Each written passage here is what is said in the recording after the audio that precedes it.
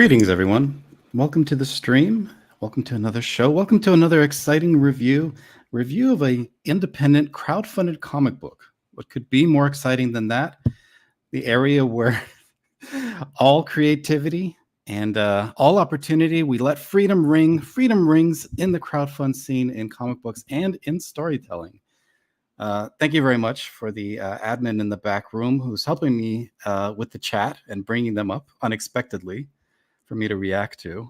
Here, Jabba the Ender of Streams says, to me, I hope all your oranges have seeds in them, you bish. Thank you. Thank you, Jabba.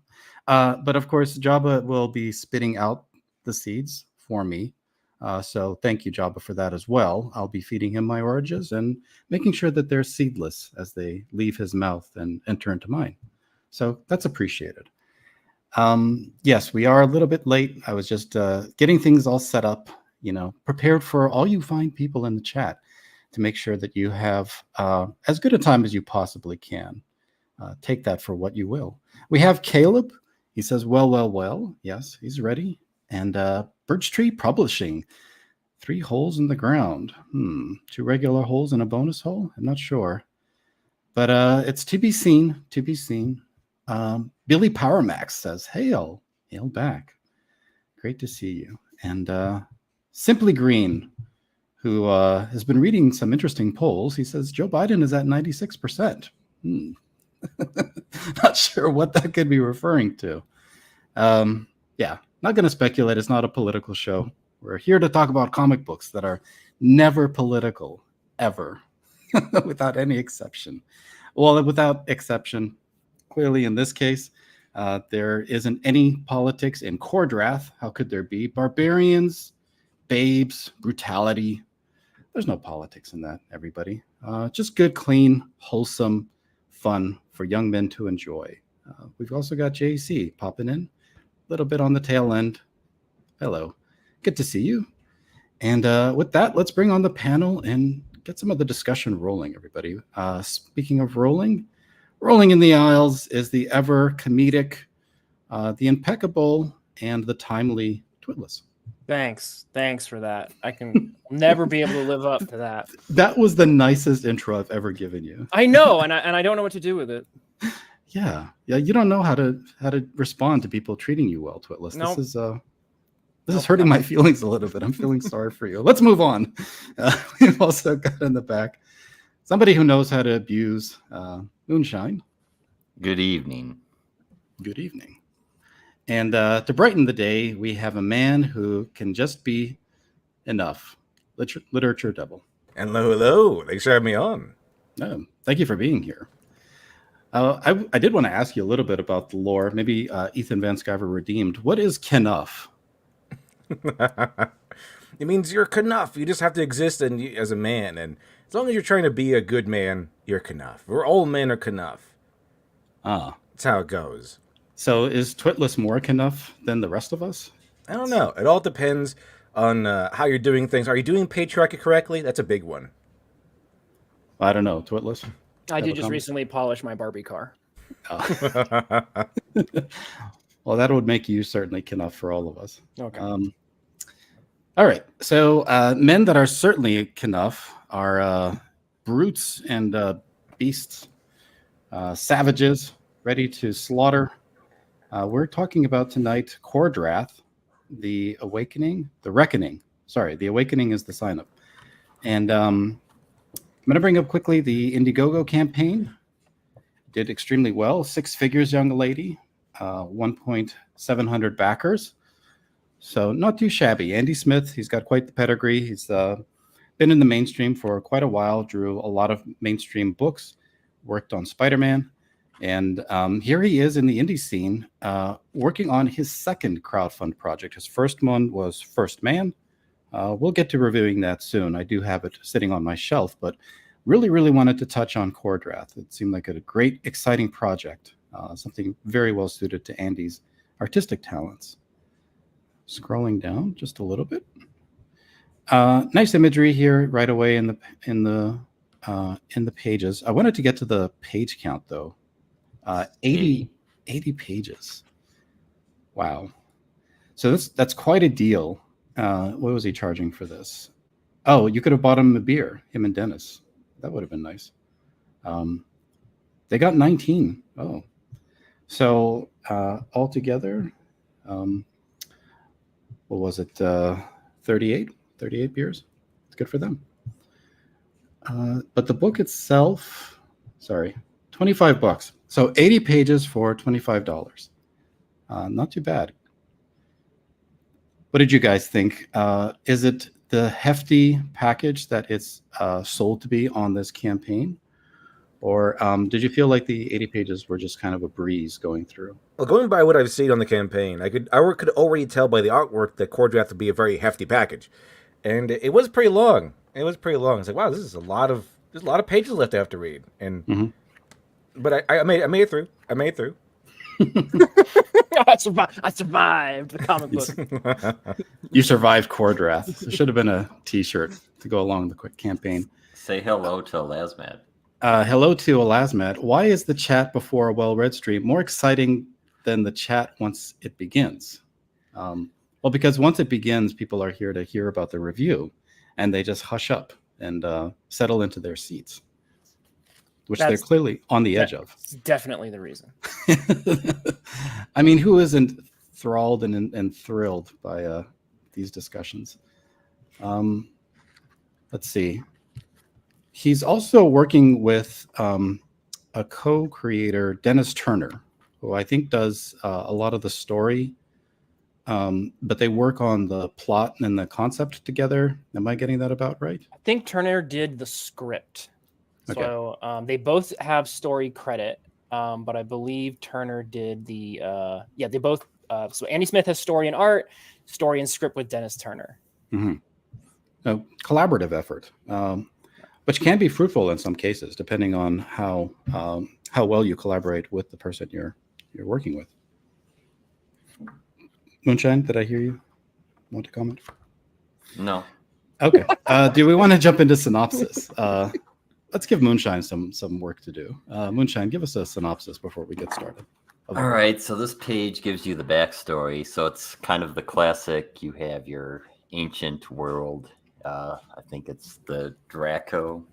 We're trying to take over the entire Reach. It began with the forging of the Great Rings. Yes, and so some camel people came along with some stones of element and destroyed the Draco, and the realm, the Shattered Reach, as it's now known as, is at peace. You have humans, elves, dwarves, and hollow folk, which effectively, I believe, are your hobbits.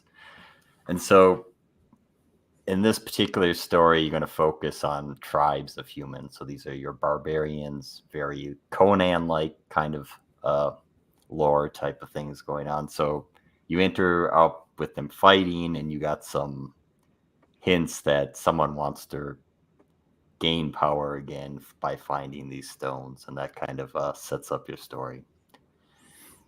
Essentially a quest based story then. Well, no, because your protagonists don't know about these thorns. So Can I read my Yes, you can read your thing, which I know you worked very hard on.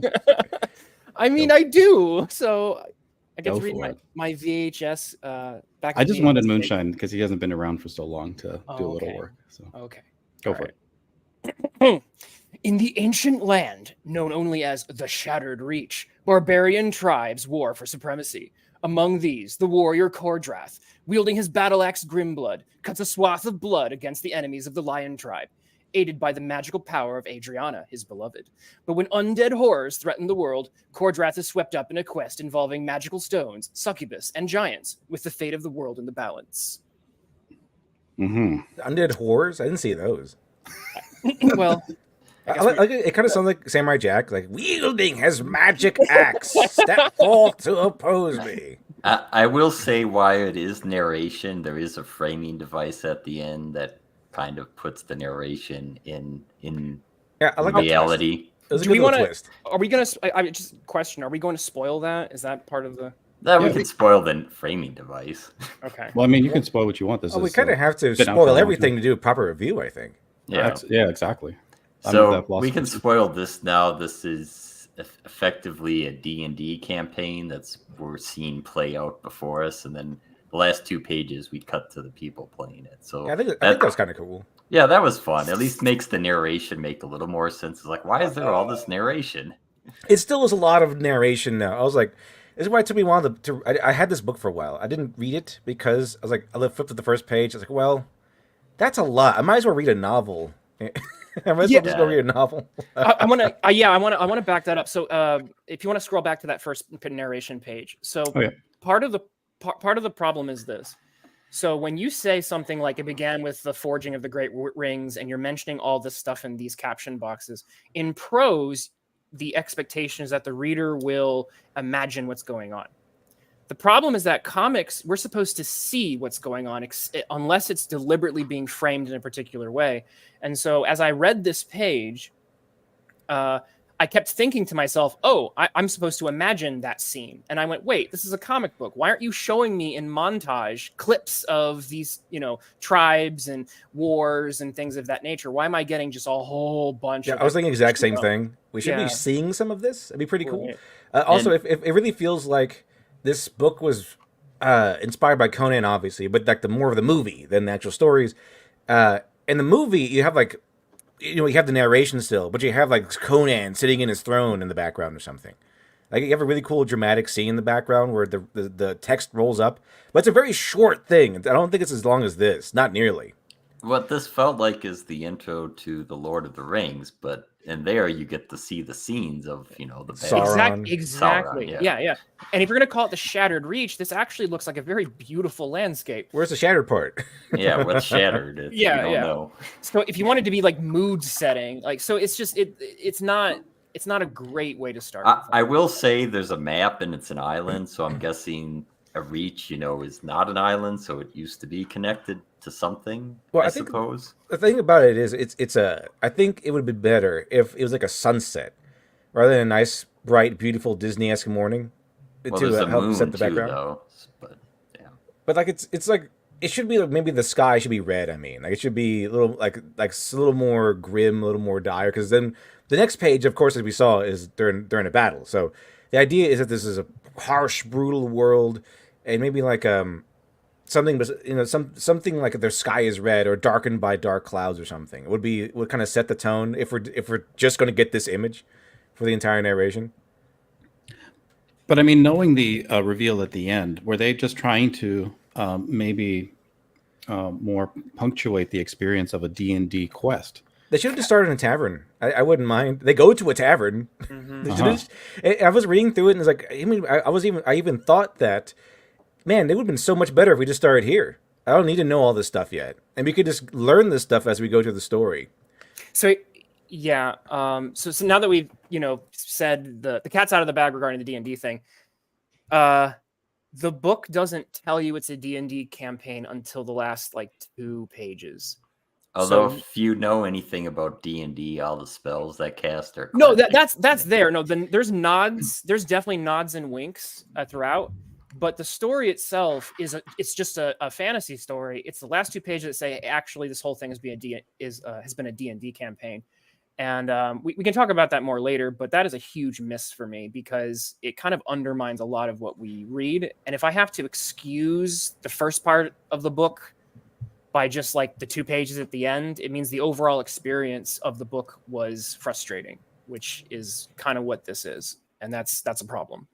So you're not a fan of D&D, is what I... No, I'm a huge fan of D&D. It's just the way this is delivered to me is anyone familiar with the Order of the Stick? Oh yeah. The Order of the Stick comes right out and says, "Hey, we're doing a meta D&D thing," and because you know it from the get-go, you're able to take it all in the right tone. This thing is kind of like it's 80 pages that plays itself fairly straight, but then has a bunch of problems that then tries to excuse itself by the wink at the end. And that's the problem. That's the biggest sin, Birch Tree. Magic Missile is never used. Not once. Not once is it used. It's because they're using 5e, and it's in Magic Missile is not as good in 5e. Now, because it's D&D, now what they could have done was kind of echo that the sorceress lady she can only use so much, so many spells per day. But they don't. Like, she can use spells willy-nilly, and there seems to be like no drawback. She doesn't need components or anything like that. She just kind of just cast spells. I know she's a sorceress. I looked at the rules. You still need components. So like she just casts whatever she wants. Oh, wait. I'm looking at the card. I'm going to see if one of her feats is Spontaneous casting? eschew components. Issue materials. Yes, yeah. No, even if that's in the card, then it's not in the book. Yeah. all this stuff we have to read about there's a section in there where they just start telling the audience all the crap about themselves for no reason. Yeah. Oh, by the way, this is my ex and stuff. Is she's a level 8 sorcerer, level 5 cleric. So that's why she does healing and magic. That makes sense. Yeah. That kind of makes sense. But yes. Even still, okay. So there's a movie, a D&D movie based off the Dragonlance novels called. I think it's called like after the first novel. It has a really weird all-star cast like this like. Is in the Name of the King or something? It's called. It was called like Dragon of Twilight or something like that. It has like Lucy Lawless in there. It has Jack Bauer in there, or whatever I forget what the actor's name is. Kiefer Sutherland. It has Kiefer Sutherland in there. He plays Raistlin. Like he voices Raistlin, which is a wizard. And in that movie, Raistlin goes. Dragonlance. Yeah, Dragonlance series. It was like everyone hated that movie. It was like a really low rating, but it's free on YouTube. Last time I saw, but Jack Bauer voices Raistlin. And that's pretty cool. But even in that movie, Raistlin goes, I'm restricted, even though I'm a really powerful wizard and stuff. I'm kind of still restricted to how many spells I can cast per day. And like, oh, okay. Well, that sets the tone there. A little weird, but sets the tone there. There is no indication of the sorceress being hindered by anything. She kind of just casts spells. And there is one part where she is a little bit hindered, and that's when Kor-Drath gets under a spell and she can't break it. But then it's like, okay, I just have to wait till morning. It's not really that big of an issue. Just so you know, she does indeed have magic missile, though. Well, of course. I mean, she has to have magic missile. Yeah, you have to. Yeah. Okay, well, so we clearly have some very high-level D&D players on the panel. I'm gonna well read. I play Pathfinder. I played the real role-playing game. I played the real D&D, which is 5e. Okay, the perfect D&D. Oh, some D&D fans in the chat too. OSE is greater than 5e, so maybe that triggers somebody on the panel. I don't know. Yeah, Okay, so I want to bring up the real problem with the book for me, which well, is... sorry, one sec. Okay. While you guys are hating, because clearly this doesn't live up to your D&D standards, let's get off this page so I can emphasize a little bit for the audience some of the cooler aspects here that they might appreciate. Sure. So here are some very nice scenes, though, of battles and intense action, creatures, spell casting. I mean, I will say the blood and gore and scars, those are well done. There's always kind of something splattering whenever you hit somebody. So all the hits do feel strong and powerful. Andy Smith's technical skill is definitely, because we just reviewed Kozor, right? And so if you compare the two of them, Andy Smith's technical skill is definitely, you can see the fact that he's a veteran. And so one of our complaints about Kozor, if you recall, was the fact that the characters were more posed. They weren't swinging their weapons. You get, and this is something I have to praise very enthusiastically. You get your money's worth of sword swinging, axe chopping, limbs, severing. Go to page 2, because page 2 is impressive. Go back a page and zoom in on that. I mean, there's so much going on. Like, those background characters aren't just background; they're like killing each other back there. Yeah. This is, you get a lot of this, and it's not just like, oh, there's one battle scene and then wait for the next book to before you get the next battle scene. There is a lot of combat that goes on, and you feel like you got your fill by the end. And so it feels like a D&D campaign where it's like like battles. There's battles galore. Yeah. Yeah, definitely. But like we've reviewed books before where the book like ends in the middle of an action scene, or not, the full battle isn't even like in the first book. You get I know which book Twitless is talking about. I'm talking about 2, actually. Potentially 3. So. But I cut you off, Twitless. You were making a point earlier before we went into the segue about the art. No, I'm glad you. I'm because there are some positives here, and I know that Andy Smith worked on CrossGen, and I did enjoy CrossGen. So if you are a fan of CrossGen and some of that sort of medieval fantasy with some some strong ties to magic, the sort of like sigil magic. If you pull up that page you had again with the sort of like. This isn't exactly magic. They're calling upon the spirits of their ancestors. It's kind of magic, but it's also meant to be like not quite the same. And this is just a cool impact. Like it's more like a class feature for the barbarian, I guess. He's calling upon like the heritage of his ancestors. These are cool things, and he ends up using it in some very interesting ways throughout the book.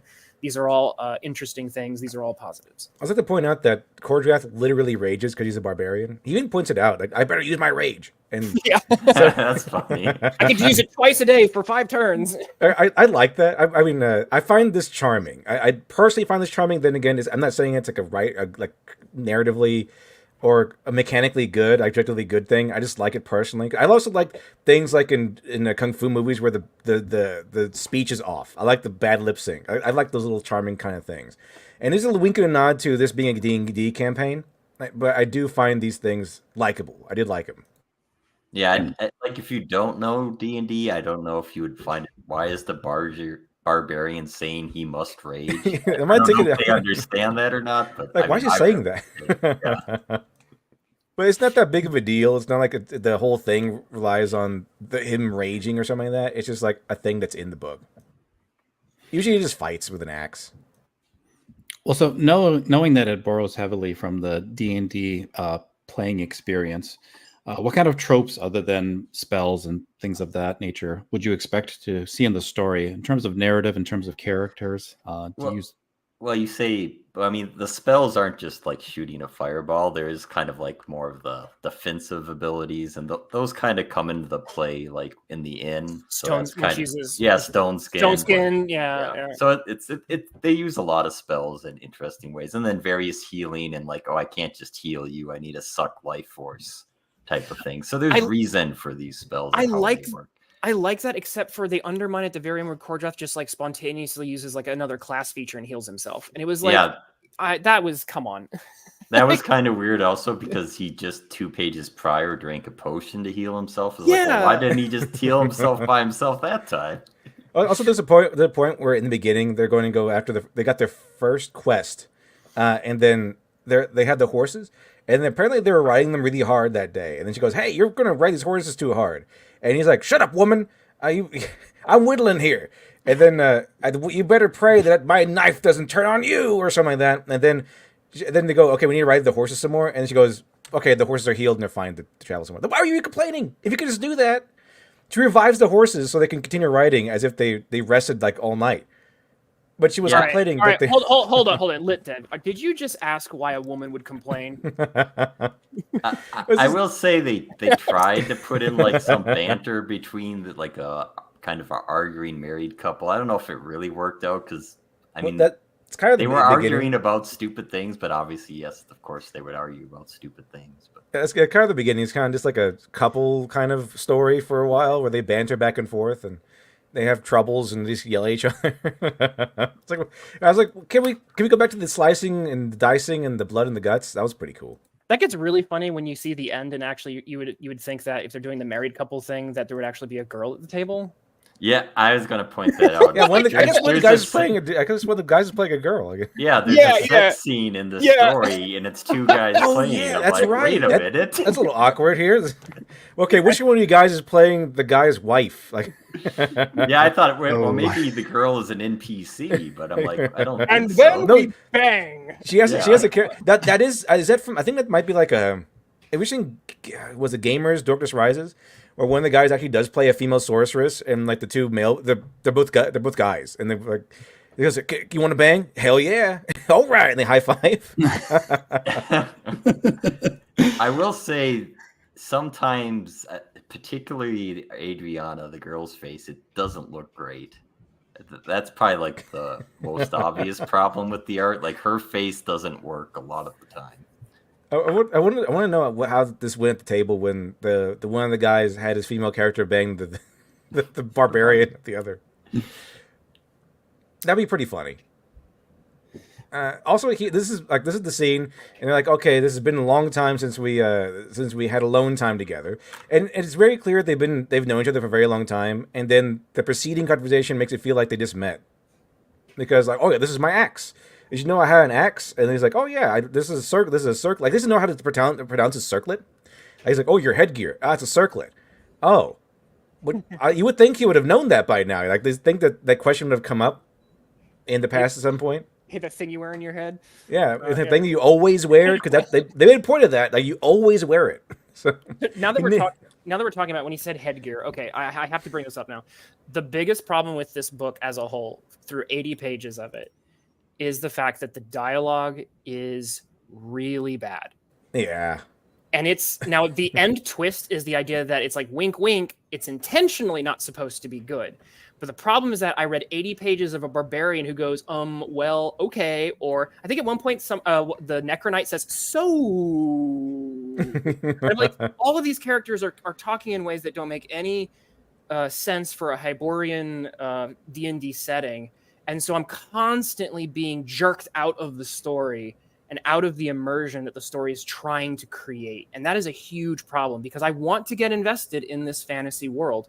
I want to see these characters. I want to see the interesting dynamics that they have. But I don't think there was a single page where I wasn't pulled out of the story because Kor-Drath talked like a modern day teenager, or one of the villains was talking like, someone from LA or something. If they really want to lean into that, they should have had Kor-Drath talk like a surfer bro or something, just to hint at it's a D&D session, so they'll talk in kind of modern day-esque but kind of cartoonish at the same time. That's one. Yeah, the Order of the Stick does this from page 1, and that's how it sells it, and that's how you never have that cognitive dissonance. But this story flips it on you, and it really, because I don't know if it's intended to be the dialogue is not supposed to be right, or it's just the dialogue's not right. I think it's just naturally bad. Yeah. I don't think it was intentional.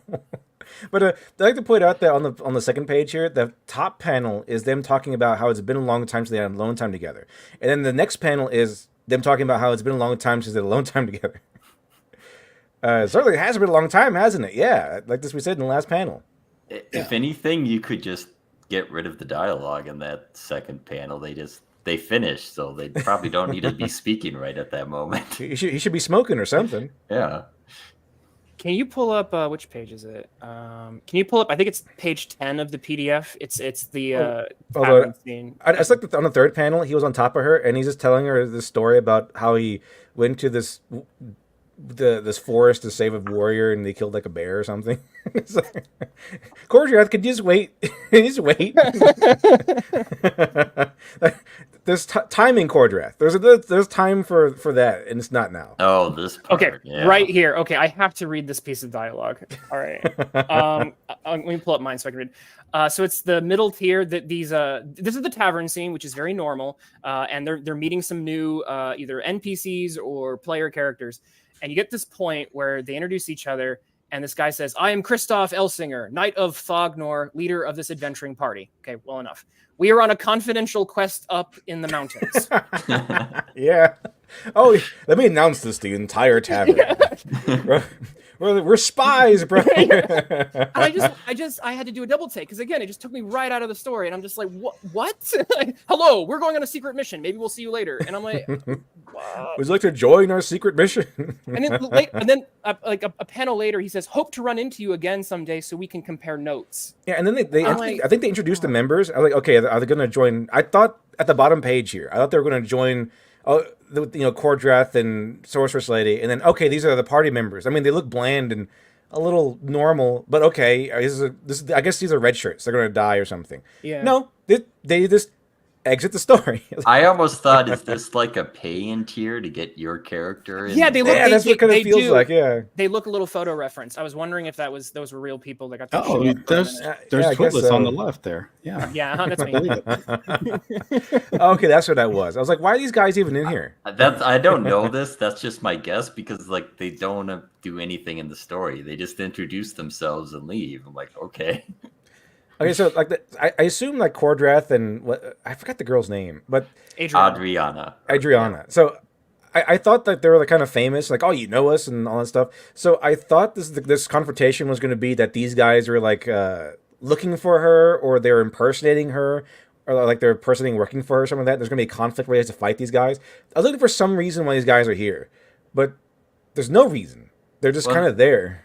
Yeah, it's I also like she says, I have to go do something, so there can be a setup of the ambush, but we don't know why she left. She just said, I have to do something. What did she have to do? I think she left to go get the horses. And No, then, she got the horses, but then when she comes back, she says, oh, I have to go do something else. I'm like, what did she go that do? never comes back. Yeah, I don't know what she did exactly. It's just so Kor-Drath can be alone in the room with the fate. She leaves so he can get attacked by the succubus. Yeah, that's the only reason I could come up with. I forgot about that part, but yeah, and I like how the reasons why they got the horses were all off screen. Like, guess what? We have no money for the horses. Oh, that sucks. Yeah, but then the guy's daughter was sick, and I healed her, and then he gave us a horse. And then we learned that they did kill the they did complete the first quest. They got the wyvern. Right. She was like, okay, I'll give you the second horse because you killed the wyvern. And I was like, well, you couldn't see that? I mean, it'd be kind of cool that she figured out. It was like a thing where she goes up there and just, oh, these are expensive. And he said, well, that's too expensive. We can't do that. And then, oh, here's your sick daughter, let me heal her. You know, kind of showing her ingenuity and how she thinks things through, and like a cool little D&D session here. No, we need. You could have had that scene and then cut to Kor-Drath in the room by himself. Yeah, we need a page of learning about these guys for some reason. I'm on a secret mission. Don't tell anyone. This real secret mission was getting those horses, because we didn't even get to see that part. So it sounded like even if this was told from the perspective of it's set up in the beginning as a tabletop adventure, there are some logical, inconsistencies that would prevent it from being, a complete experience.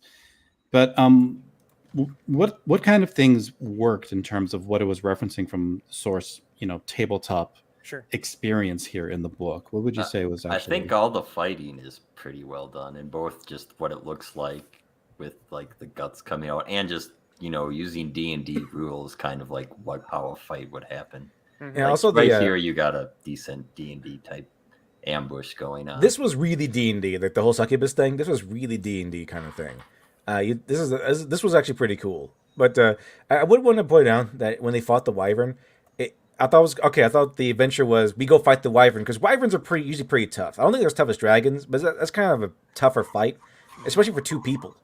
And then like the fight was like a page long, and just kind of win pretty easily. And then I think he had more trouble getting the scales off the wyvern than actually killing it. Yeah, if I were to say a weakness of the action, because the action is pretty good, but I do have one critique, which is the fact that it gets a little repetitive, because the setup ends up being often is Adriana says, I'll distract him with hurling fire, and then Kor-Drath basically chops its head off. And that happens, I think, at least twice. And they try to set it up, I think, another time. Yeah, third time. Yeah, and it's like, okay, we got to mix it up a little more than that. Well, there's no like ebb and flow in the battles. Had the strange thing is she cast the spell and you don't even see it. It's like, why did you have us cast the spell if we don't even get to see it? You think we want to see that. You'll see like one part of her casting, you won't see like the result of it a couple times. Yeah, and then when she casts Wall of Fire, you get a giant wall of fire. It's like, oh, okay, there it is. Would you expect, though, other things that are typically in stories, such as character growth and a narrative that progresses towards some sort of conflict resolution? Is none of that part of that D&D package typically? The character is, to get to what you really want, the character is given a very strong motivation. Yes. I have been thinking new ways to ask it that. Okay. Well, also like they grow, but more in the sense the DM is saying, "Oh, here's your new power because you found out what your headgear actually is." Speaking of motivation, Litdev has something that he saw that was very insightful. So if you want to like take the reins on his when he decides to, this will be my character mode, the tradition. Yeah, it's a really cool like real life tradition. Okay, apparently these warriors, and I think it's shared throughout the tribes, that they have a tradition of never cutting their hair, and that if you have your hair cut, it's like the dwarf thing where it's dishonorable and you're like an outcast and everyone will scorn you.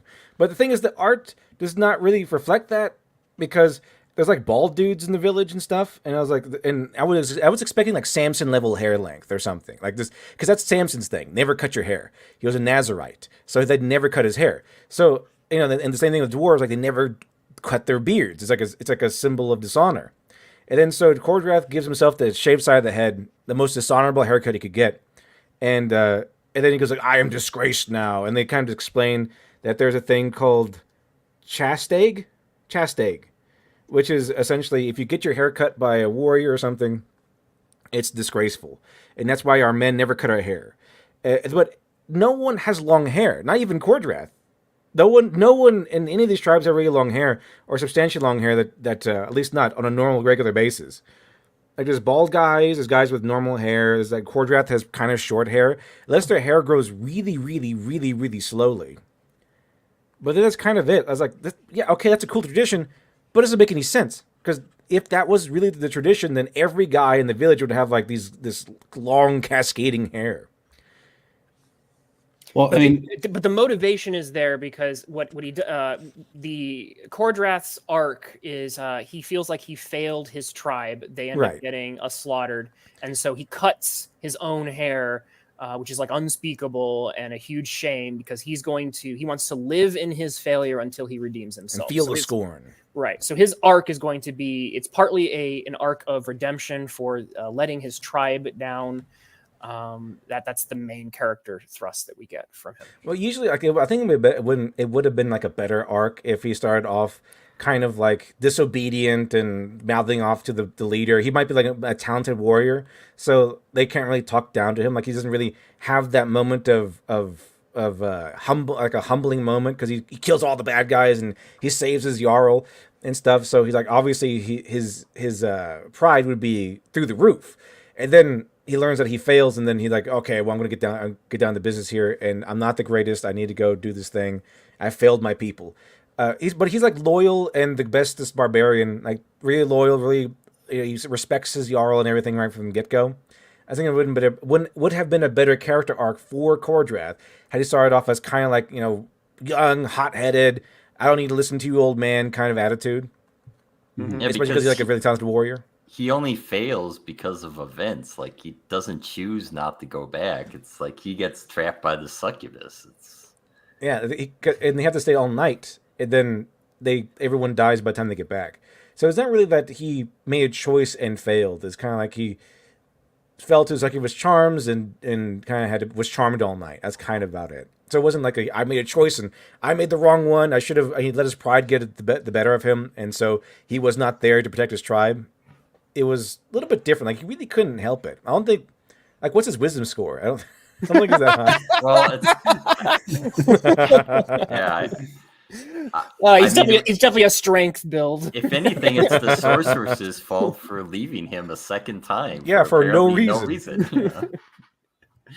Well, so what about the big reveal, the resolution right before you find out it's all a tabletop game?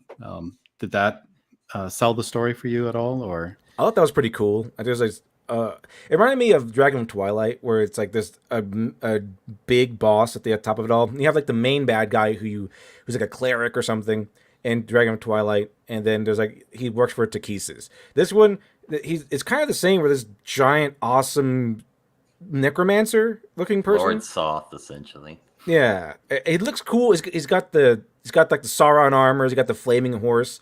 And then, but he has a big boss ahead of him, which is like ice orc or something. Mm-hmm. Something like that. We don't get a name or told what he is. It was like I think he gets his power from sadism or something. It might be a ice titan, maybe. I don't know. It's cool. I like it. It's pretty cool. But okay, by the time we get to the end here, I'm kind of invested a little bit. I think it kind of almost catches on to its own towards the end, but it could be easily missed because the dialogue is kind of bad. The succubus is a pretty interesting side villain because she like causes a lot of the problems throughout the book. Yeah, she kind of reminded me of like a Power Rangers villain, like one of those the sidekicks, like Necroli from the Wizard one, and then like Scorpina from the Mighty Morphin one.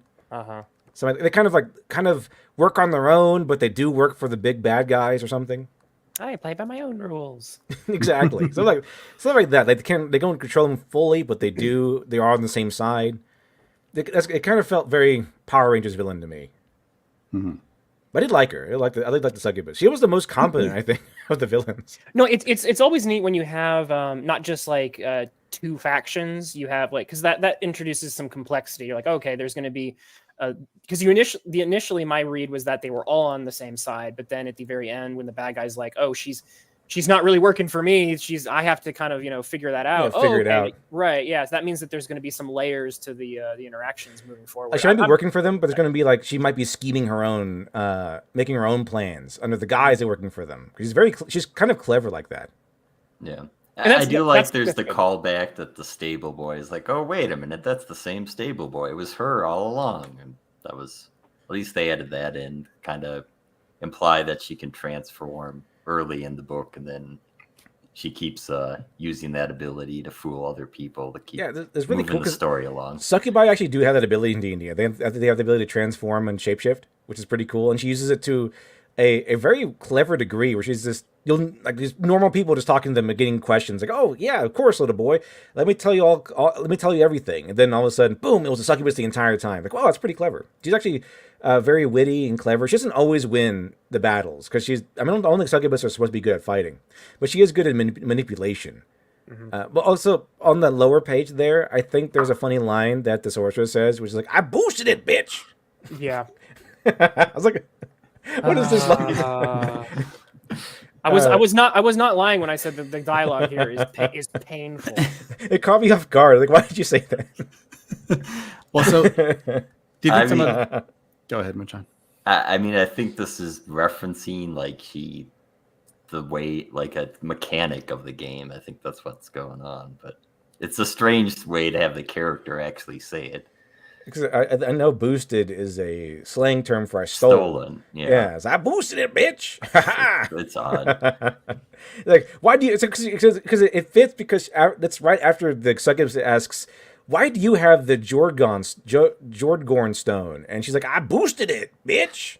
Oh yeah, but I think later on she doesn't realize it's the stone, so I assume she is I don't know what she's referencing. I think it was just like a moment for her to say something as a joke, a retort, because when she talks about her headgear, she's like, "This is like an heirloom, and I've had it for my entire life." So it wasn't. I don't know. Well, so would you have wanted the story then to maybe commit to being either an immersive, narrative about barbarians and wizards and sorceresses, or being this transposed experience of a tabletop game told in one or the other, right? Yes. That's not my walking. Right. Yeah. That's my issue, I think. Okay. I guess we can jump into final thoughts at that point. So I'll zoom out from the boosted bitch highlighted statement there. It's going to be a classic. That's got to be memed at some point. At the back they have a list of quotable lines in the back of the book, and that should be back there. I boosted it. Yeah. I boost. No, it has to have the bitch in there too. I boosted it, bitch. Before we end, I think we do need to talk about just for a second the Necro Knight and the fact that he was kind of metal, and I did like he was kind of for this story the sort of main villain, and I think it would be a shame if we didn't mention that he looks very, very cool, and he's not incompetent, and the fight scene with him worked pretty well. So I that he was legit. Yeah, I thought once he arrives, I was like, okay, this story's getting serious. Here we go. All right, here we go. But the thing is, there is a part where he says that the Anaconda guys that they were fighting in the beginning, they asked him to kill them so they could raise them from the dead, so they get strength. I'm not really sure why would you do that? Kill our entire tribe so we can be your undead slaves.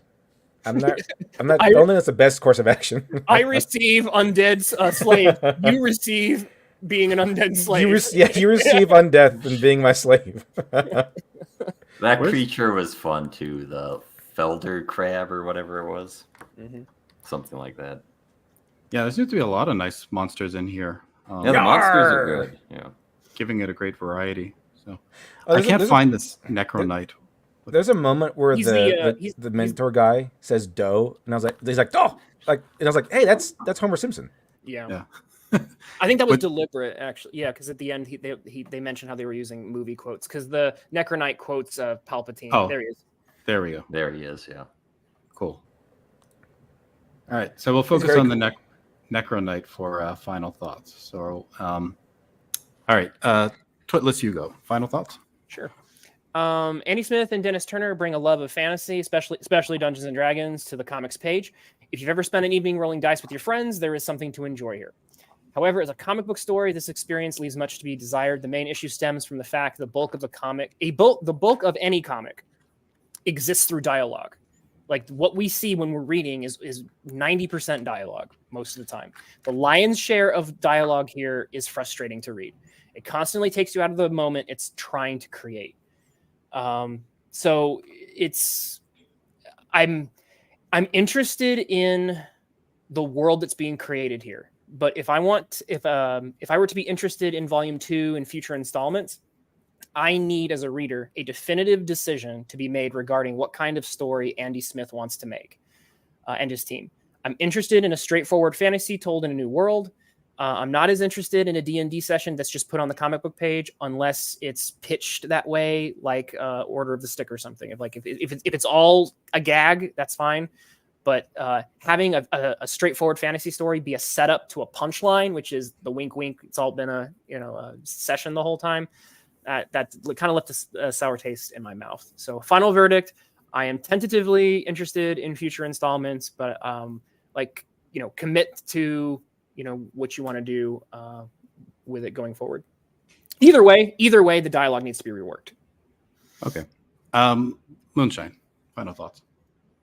I will say, when I read this, I think a few months ago, I didn't think it was great, but I thought it was okay. But recently, I've been reading Conan the Barbarian by Jim Zub, and compared to that, this probably is lacking a little bit. And I don't know what specifically, because I've seen Andy's pencils; they look great. The cover and various cards he made with Dan Lawless look pretty good, but something about the art in the interiors, I don't know if it's the color's fault or what, but it doesn't quite hit as well as, for example, what Jim Zub and Braithwaite are doing in Conan. I think it maybe needs a little more darkening. It's maybe too many bright colors or something. I don't know. It's not quite as good as I think it could be. And I don't know why, because I'm not an artist, but something's missing, I think. Okay. And I'll let Literature Devil finish the story, because Twitless and him are already here for that. All right. Literature Devil, go for it. Let's see. Well, I did also. The main issue that I took with the story was the dialogue. It feels like beginner dialogue, like someone who's not used to writing dialogue. And on a mechanical level, it feels like the dialogue you write in the script that you're going to change later. Just like you write in some dialogue so that you can tell the artist that there's going to be dialogue here, so they can kind of frame the panel around it. But it feels very, very amateurish dialogue, unfortunately. That's the main issue. I think is every single piece of dialogue is not that great. I don't really feel like it's highlighting anyone's personality in particular. Like no one has a unique way of speaking. It's almost interchangeable. It's all this dramatic, high drama, Hyborian kind of thing. Like this one, it's like the Jarl guy who runs the Red Lions or something.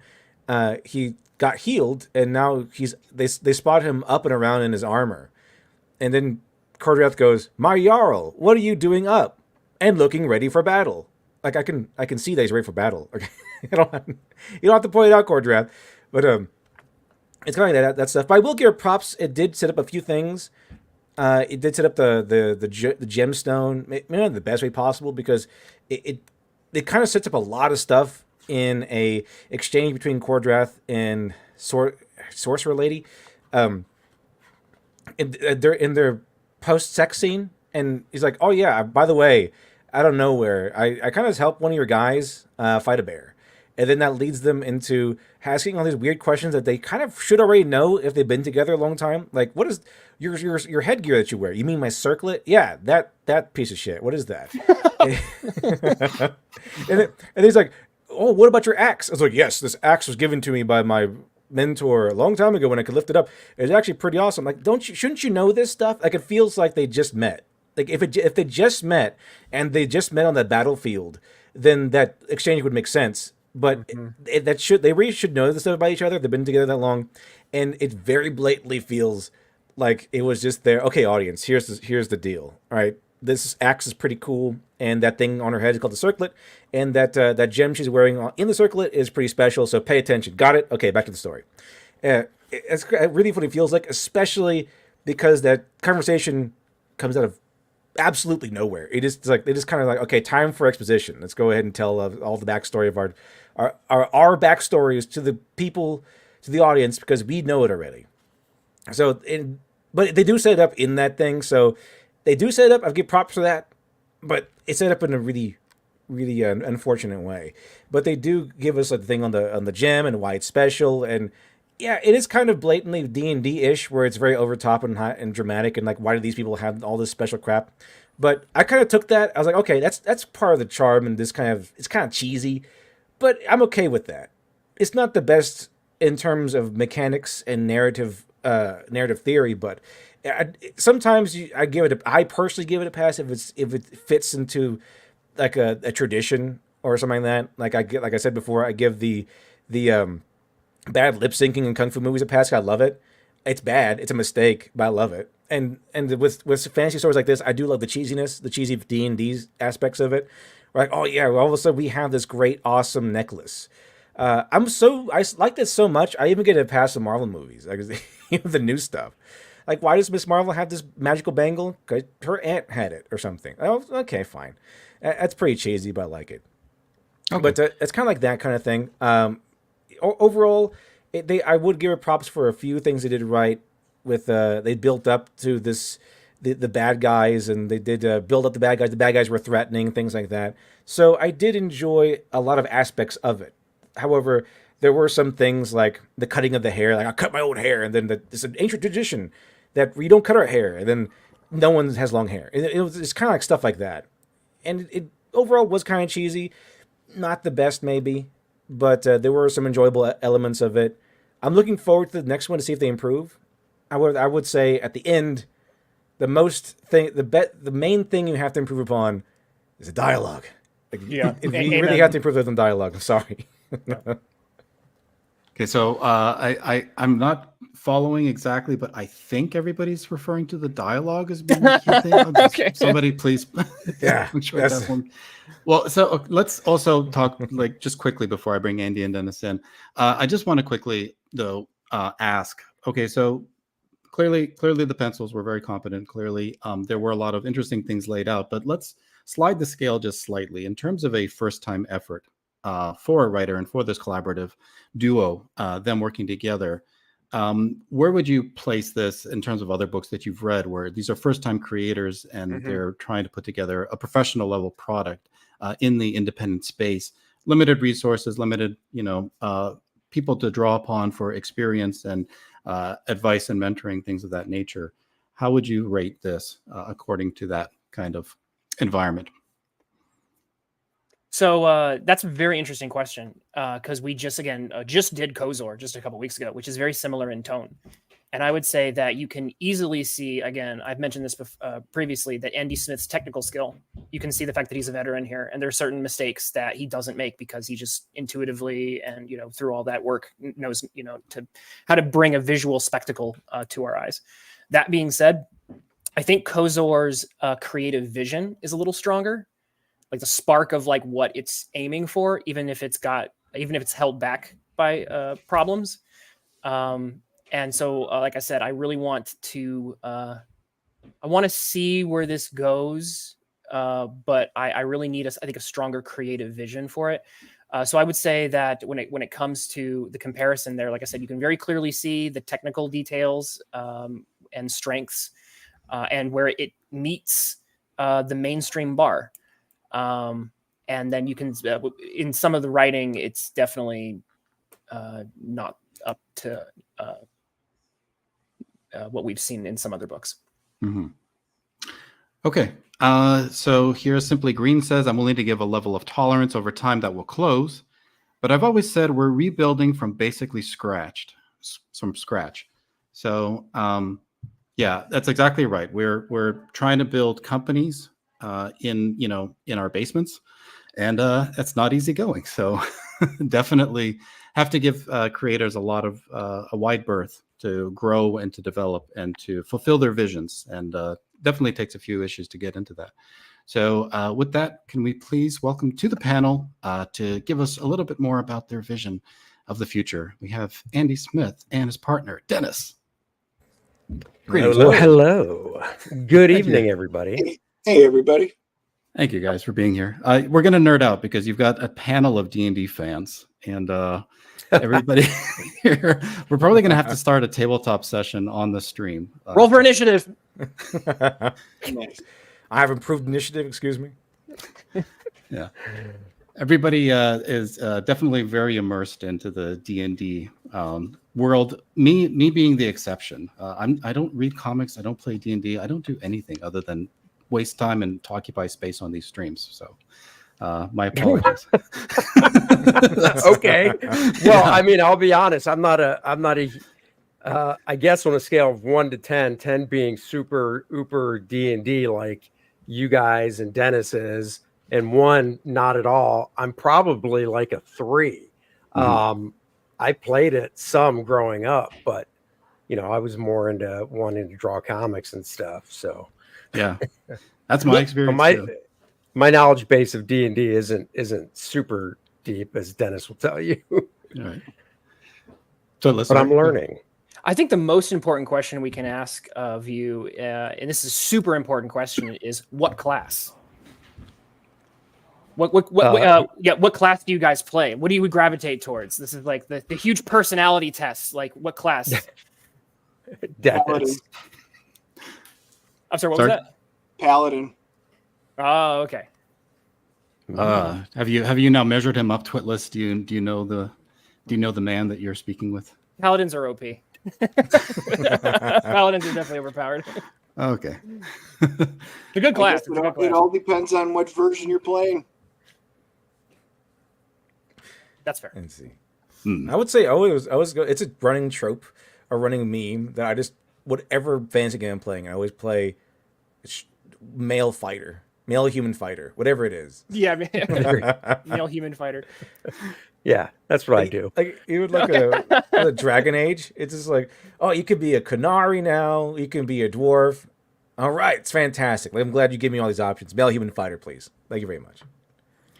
Well, so Andy, how did you get drawn into this world of doing a D&D comic book? How did you get drawn into this?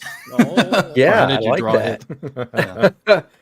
I mean, after it was 2022, when First Man Volume 2 was wrapping up, I was planning what I wanted to do next, and I wanted to do something totally different. And Dennis and I have known each other for a long time, and we were driving to a convention in Fayetteville, North Carolina, and I was mentioning to him how I want to do something, pretty different and do something more barbarian related, like I did.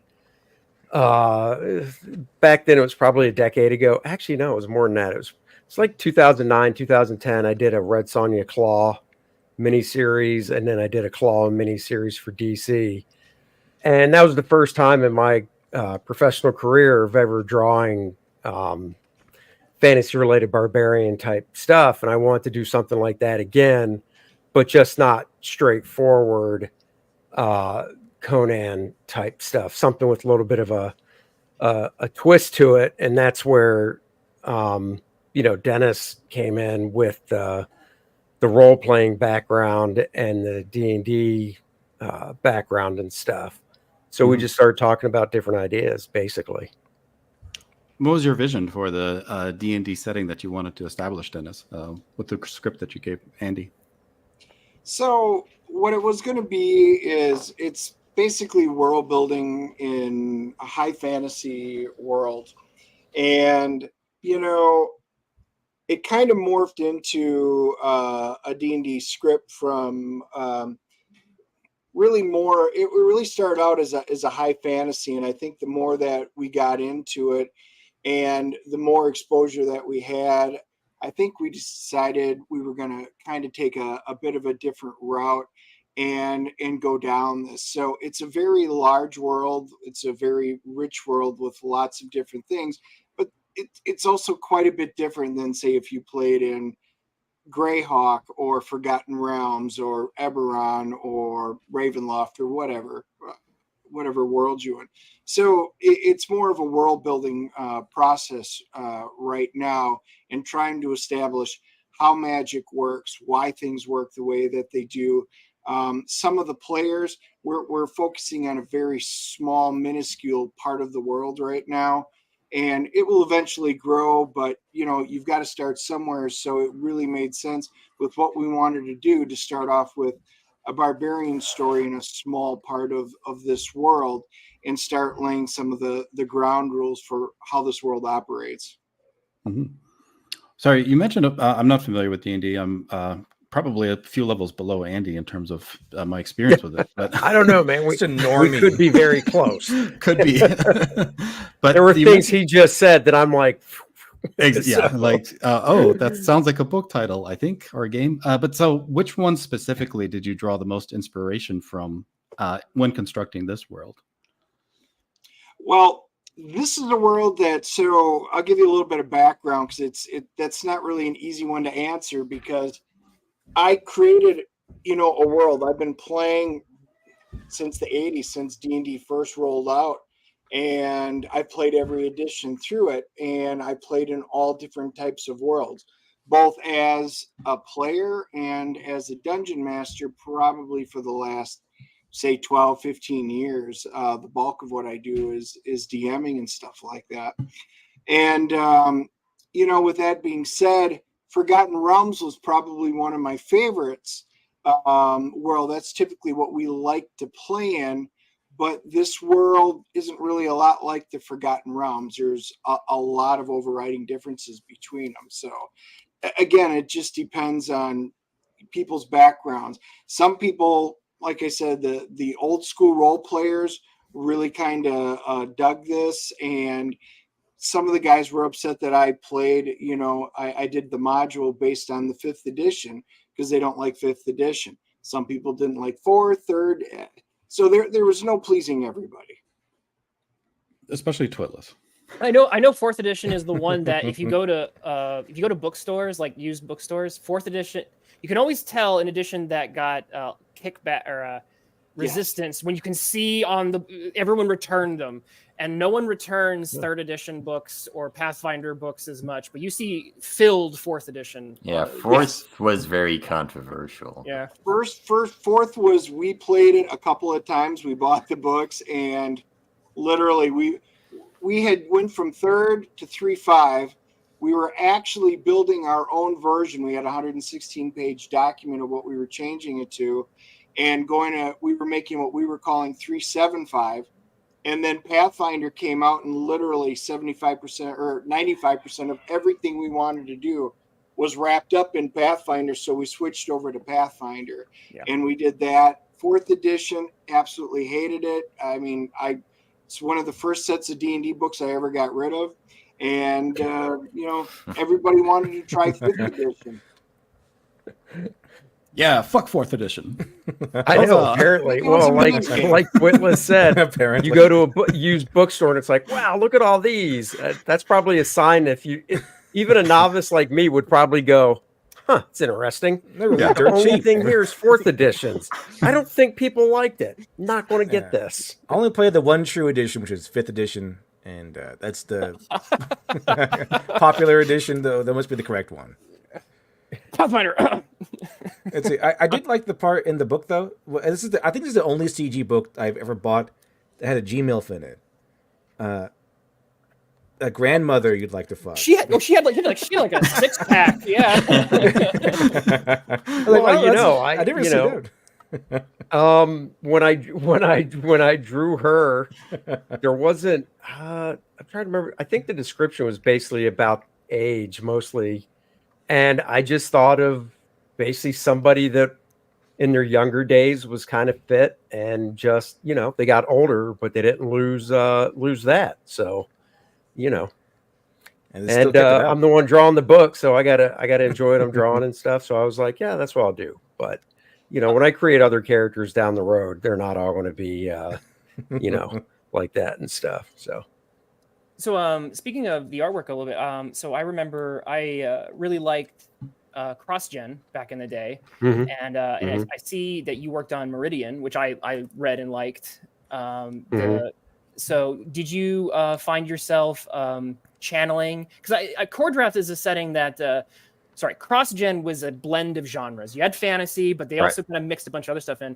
And D&D kind of mixes genres as well. Did you feel some old muscles coming up as you were drawing some of these pages, coming from some of that cross-gen experience?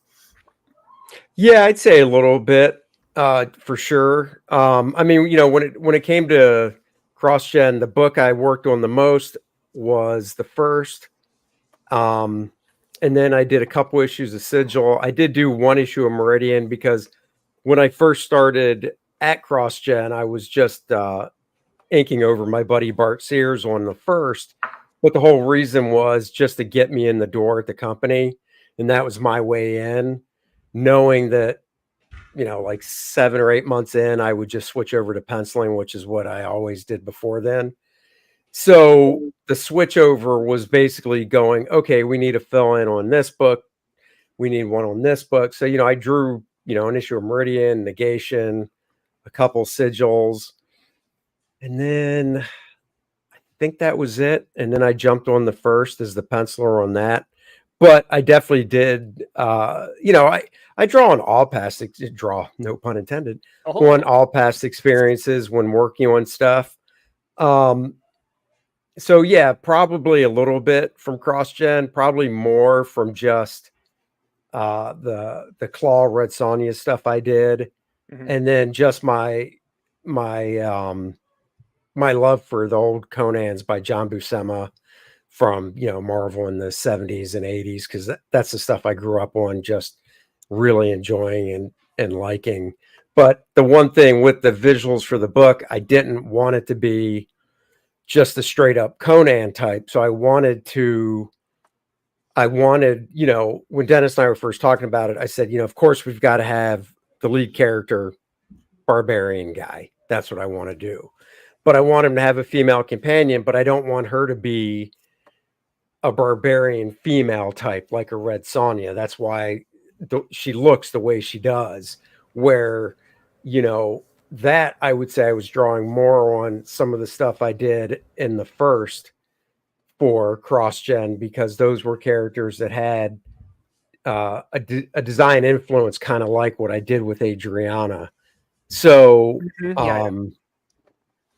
that's probably where I pulled some stuff from, and just design sensibility in itself, because I really like, in regards to like manga, I've got a couple art books, and I can't remember the specific artist off the top of my head, but some of the art by these specific artists in their books have these fantasy characters with just these really cool designs and big shoulder pads and stuff like that. And I basically was like, I don't want to be constricted by any specific type. Well, this is this type of world, so you can't draw this or whatever. Obviously there's never going to be like transportation in regards to like a moving vehicle, like a self-propelled, like a car or something in this type of book. But when it comes to visual designs, I want to be able to almost throw in whatever I want. So as long as we can make sense of it, which Dennis is doing a great job of. So is that red hand on the Necro Knight breastplate a faction symbol of some sort? It could be. It's stuff like that we don't want to delve into we don't want to answer questions like that totally straight out, because it could ruin stuff down the road. There are certain visual things that I think about and we think about when crafting the book that we want to play on later. So just leave it like that. Hmm. I Quite the teaser. I had two questions about the story. Serious question. I'm not trying to be a dick. I'm just wanted to have these honest questions. One was there is a moment where the bad guy goes, the Anaconda tribe asked me to kill them so I could raise them from the dead. And I was like, but they're zombies, though. They're like undead zombies. Now, I could understand if it was like, oh, we're going to turn you into a vampire. So you lure that you get all this cool might and powers and stuff like that. Was it because the Anaconda tribe was just so desperate that they thought their lot was better as as undead slaves? Or were they tricked in some way? Because we didn't get to see that part. And I was like, I was trying to wrap my mind around it. Like, why would this tribe voluntarily become undead slaves to a guy? There Is it there vengeance is or a something? lot of there is no love lost between the two tribes. There's hints in this particular first story that there's been a lot going on and that there's a history. You'll find out more about that in the second one. But when they lost their big guy and things went bad, they kind of realized, look, we know what's kind of coming down the pipeline. We want revenge for everything. We would rather be the tool for revenge. And again, that'll kind of come out later. Okay. Let's see. And then my other one was that whole tradition with the cutting of the hair thing, which was see, usually I love dwarves. My favorite fantasy race is the dwarves because they're awesome. And they have the whole thing about if you can't cut the beard, and if you cut the beard or shave the beard off, it's disgraceful. You lose your status and everything in some variables, some backgrounds. But in this one, they have the Kor-Drath cuts, give himself the shaved side of the head as like a sign of disgrace. And then he goes to say that it is a tradition that we don't cut our hair, and that if our hair gets cut, it's disgraceful. And I was picturing like, oh, that's like Samson. It's kind of, you never cut the hair. And if you do, you lose your might, and in this case, it's social status. But then I saw that and I looked back. I was like, did I miss it? Because like I thought to myself, did I miss something? Because the other warriors then therefore should have all long hair then, right?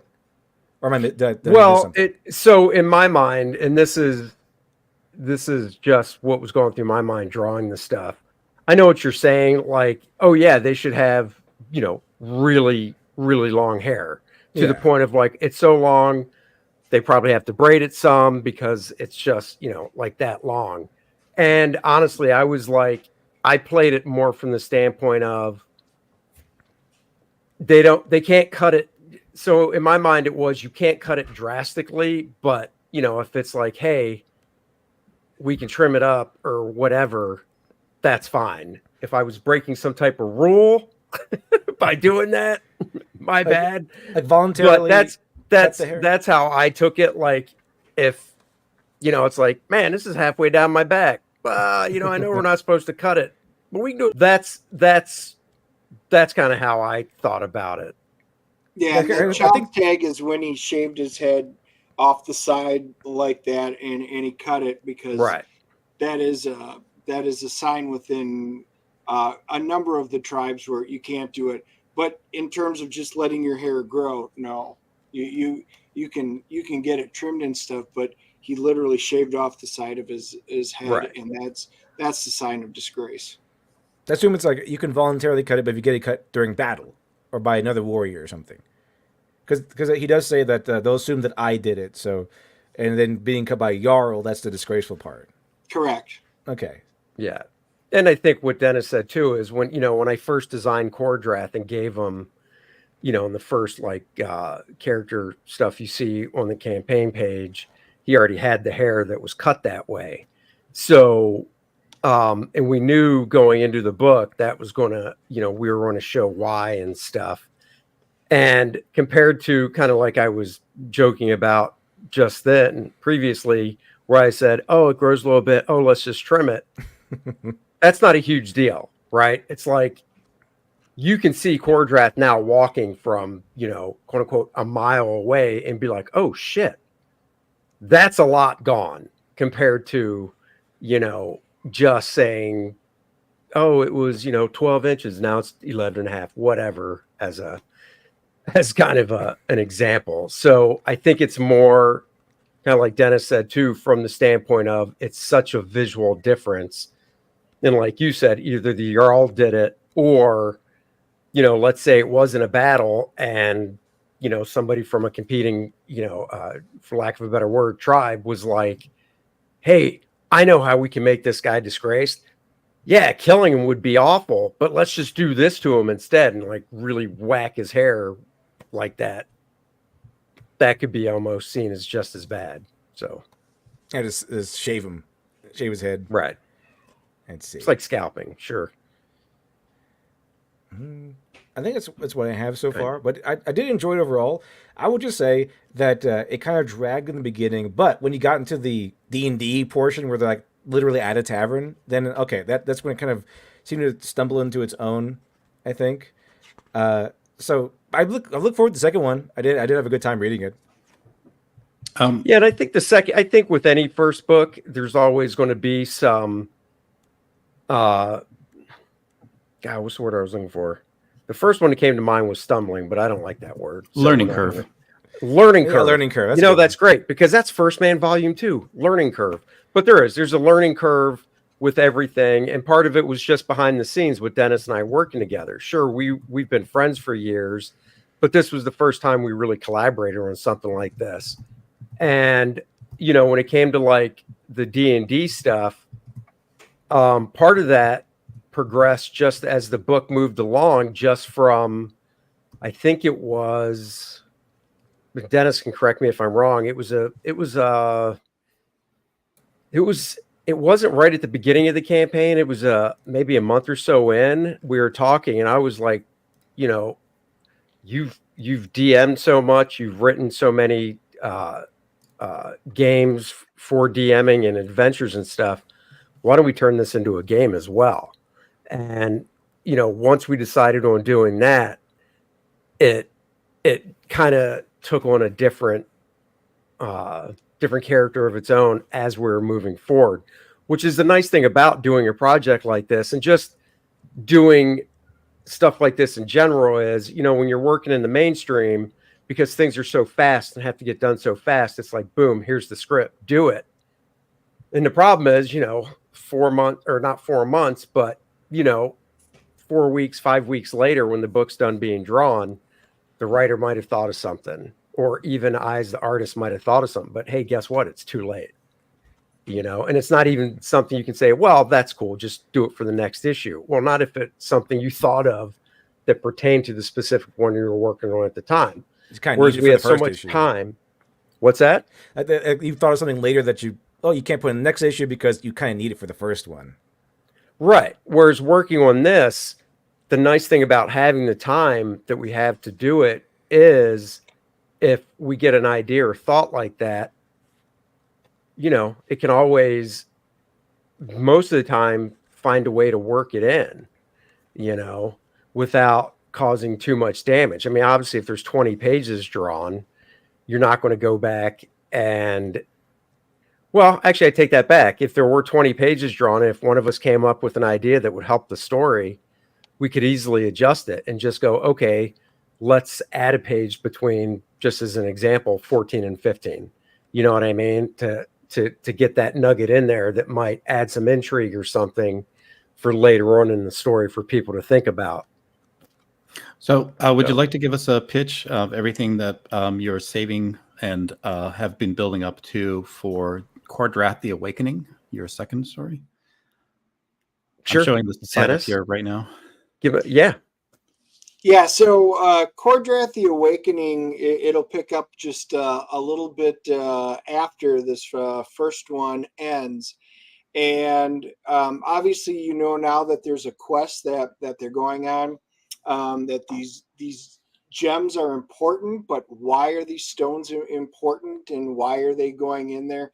So it's a continuing story, not just on the quest of the stones, but really there's a bigger world that's coming together right now that the group has to do. They know that you've gotten introduced now to Vordun and there's a lot more going on behind the scenes that we're going to get introduced to. And, the battles are going to be bigger. The story's going to really take a delve into some of the who, what, where, and why. Because this first one in Kor-Drath, The Reckoning, the hard part with a book like that one is because it's a completely foreign world. We had to establish a lot of the stuff going in. We always like the show, do not tell kind of approach to it. But in this case, in order, because there's certain things that needed to be done to talk, we really had to do a lot of telling in the front and then start moving. So the action is going to start picking up because we're going to be able to start getting through all the points through the dialogue and through the action scenes coming up. So Kor-Drath, the Awakening is, what happened. We have to answer some of the questions from the first one. What happened with the Jarl? What happened? You could see some of the visuals that went off in there, and all those questions need to be answered. But this is going to be an exciting second chapter going into this. Cool. Actually, Twitless, you had a better handle on this. Maybe you'd like to ask about the two approaches narratively, the two narrative devices, whether or not it's a purely fantasy story setting or if it's the stand-in for a tabletop adventure. I forget the term that you were using, but could you actually maybe present that question to Dennis and ask them if they've made a decision on which direction they'd like to take with those two narrative approaches? Yeah, I'm interested in, I guess, the tone of what you're going for the future. Do you want the sort of tongue-in-cheek, order of the stick kind of like we're all like a, pizza and beer and a D20, and so the dialogue is supposed to kind of feel that way, like a group of guys around the table, or are you going for the epic fantasy approach? Like which tone is more in line with what you're It's going to wind up being more of epic fantasy. What was interesting is I talked to a number of people when we were going through the creation process of this, and they were torn right down the middle on something. Do we want to have high fantasy speak, that flair and that the way that they verbose everything that comes out, or do you want it to be more of simple dialogue where anybody can pick up and just kind of read it? And we had kind of decided to go down the road of pretty much a simple dialogue, for the simple fact that a lot of people were like, I don't want to read high fantasy speak. I don't want to hear that. I don't want to have the accents and stuff. So we kind of went down that road, but the entire feel of it is going to be more high fantasy. Okay. Yeah, and I think, in regards to like the D&D type spoiler alert ending, I like that, but I'm with Dennis. I think our focus is more on the high fantasy aspect of it, and that little tag at the end is basically what it is. It's a little tag to where if we didn't include those couple pages, it wouldn't have made a difference.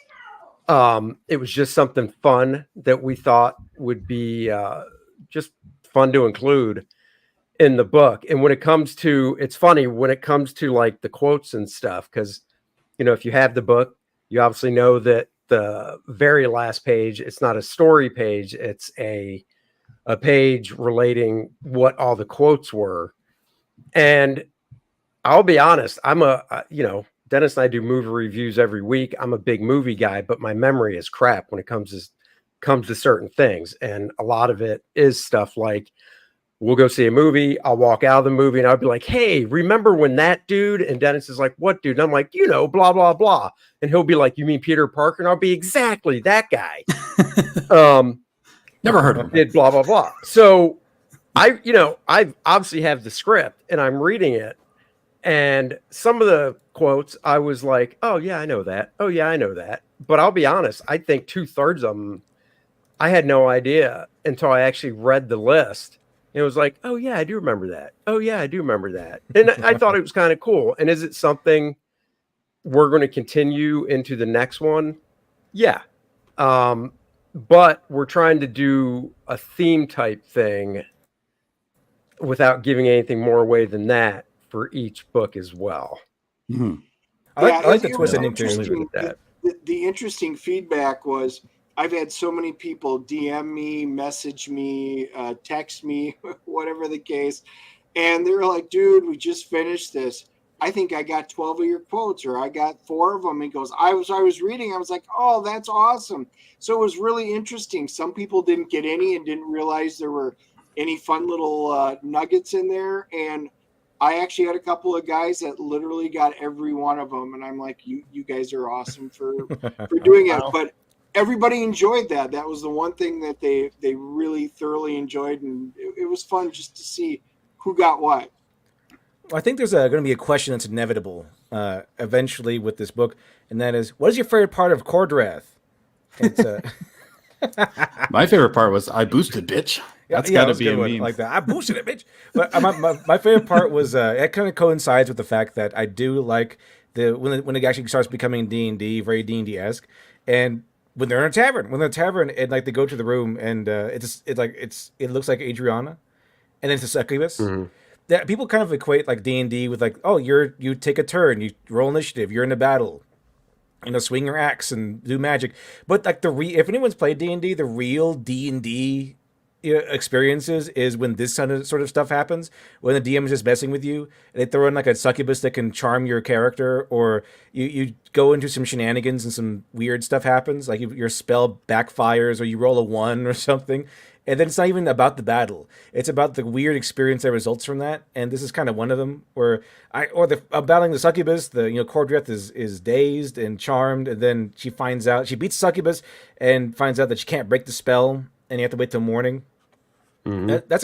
That's D&D right there. That's a D&D moment right there. And part of it is, and we've got your traditional comic book readers that just like fantasy. You've got your D&D guys. So we've gotten an awful lot of feedback on this, overwhelmingly positive. But it was really interesting to, hear. We got talking about it in one of somebody else's channel had me on. We were talking on the role playing. And even behind the scenes, we were like, they said, this reminds me of after we finished a D&D session, we'll call each other up and we will talk for hours about what happened. And we can call up each other and talk about a battle that happened 20 years ago. And it's as if you were just in that battle right now. You still remember it as if it was fresh, that it just happened.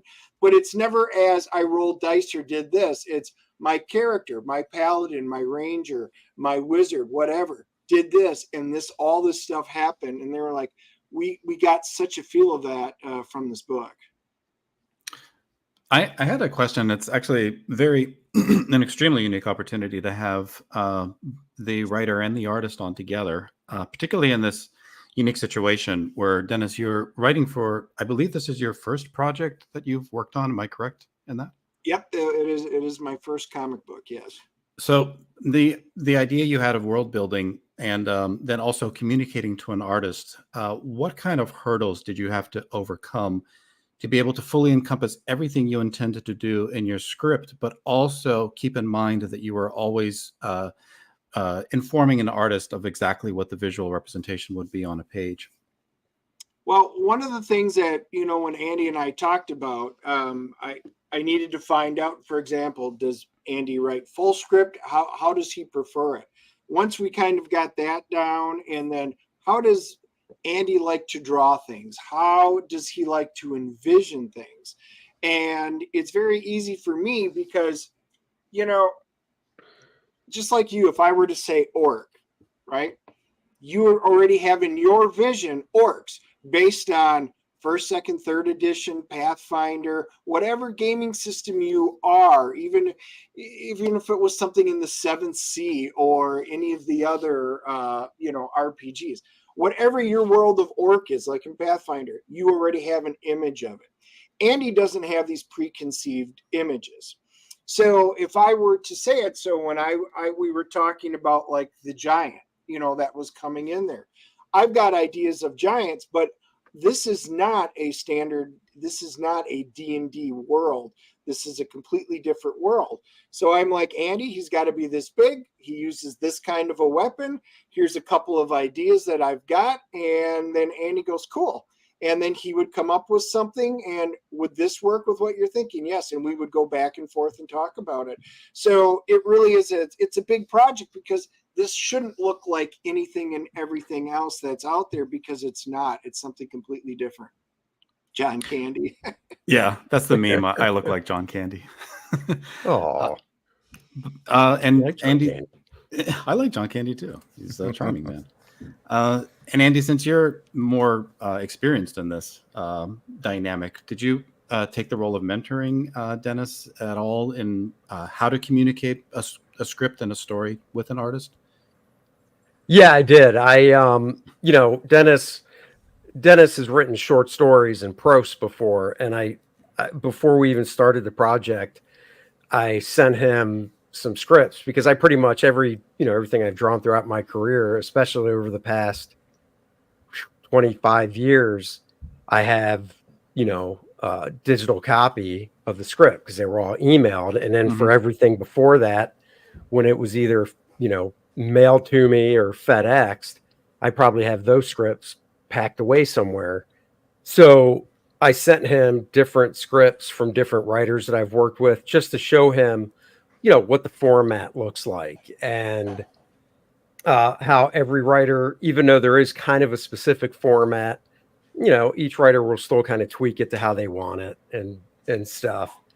So I sent him that, and I did. We had the discussion about, I guess what they called old school Marvel method, which is plot style compared to full script. And, plot style is, a great example is, when I worked with Chris Claremont, a plot for a 22-page comic from Chris Claremont, if I printed it out, was probably about 4 to 5 pages of actual 8.5 by 11 paper, because, it's just a paragraph for each page, and that's it.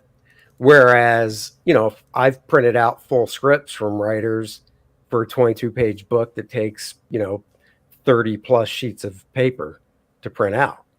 So we talked about that, and, I don't have a huge preference in which way to work. So I kind of left it up to him and said, look at these. And then there's also a few different books that have come out. DC put a book out Denny O'Neil wrote on writing comics.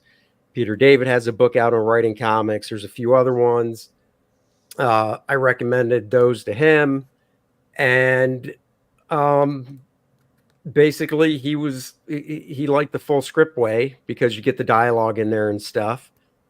And I was like, that's awesome. That's fine. And then I also told him, for example, even though it's full script, once I'm done drawing a page, obviously you'll look at it, and I assume you'll look at your dialogue that you wrote and possibly tweak it. And of course, if I have any thoughts of dialogue tweaking, we would talk about it and stuff too.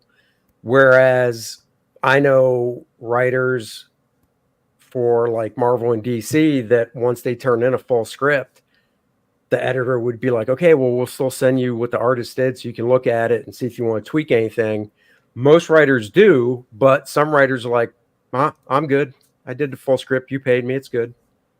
So, which I can't imagine, because it's like, yeah, but wouldn't you want to, kind of like I was saying, look at the stuff and go, oh, this might work better this way.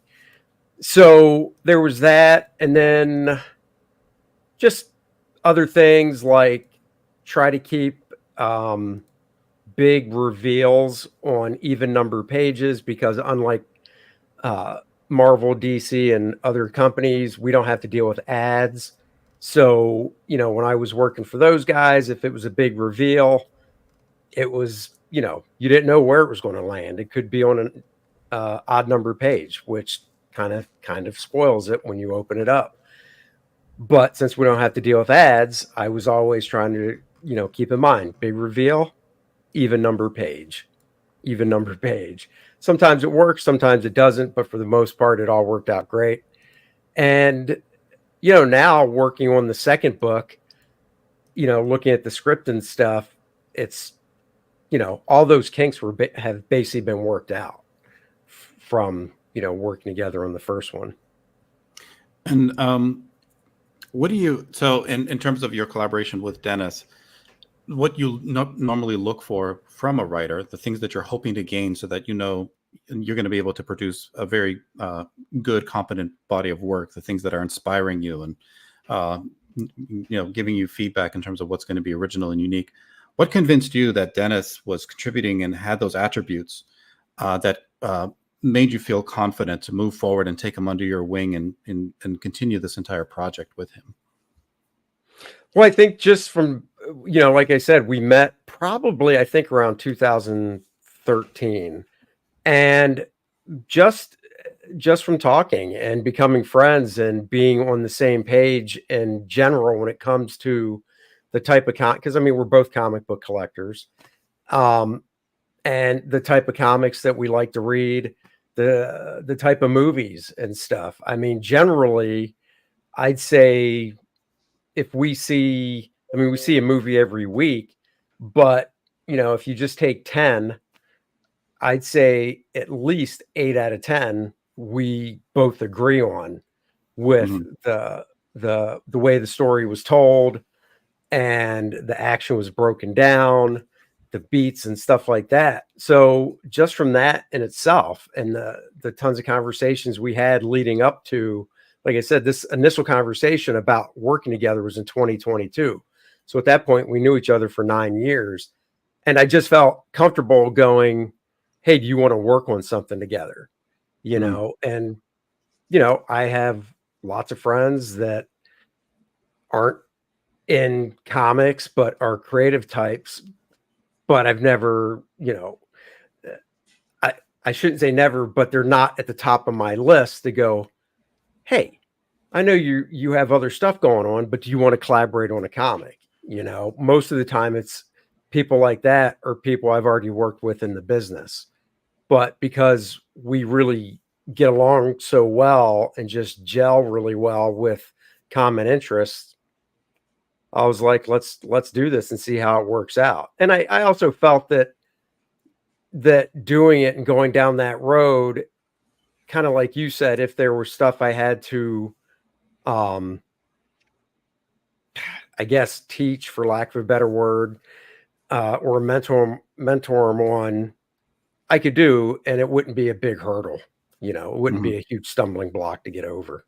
Right. So, well, how Kor, and to go back real quick to the previous question, the other cool thing too is, when Colors came in, because, he's a huge collector. He's a comic grader as well. But when it came into what goes into the production of a book, not only on the ins and outs of writing and formatting, but just like Colors came in, and he comes over here once a week when we do our weekly show on Wednesdays. So when a new batch of colors would come in, I could pull them up on my screen and we could go over the colors and stuff. So he got to learn the behind the scenes process of that. And also just lettering too, because same thing, lettering would come in and I would send him the PDF of the batch of pages of the lettering and basically say, there's the obvious stuff you want to look for, which is, typos and, grammar and stuff, but also try to teach them what good lettering is in regards to how the text fits into a balloon properly and even the balloon placement on a page to help, the reader, help guide the reader through the page as well.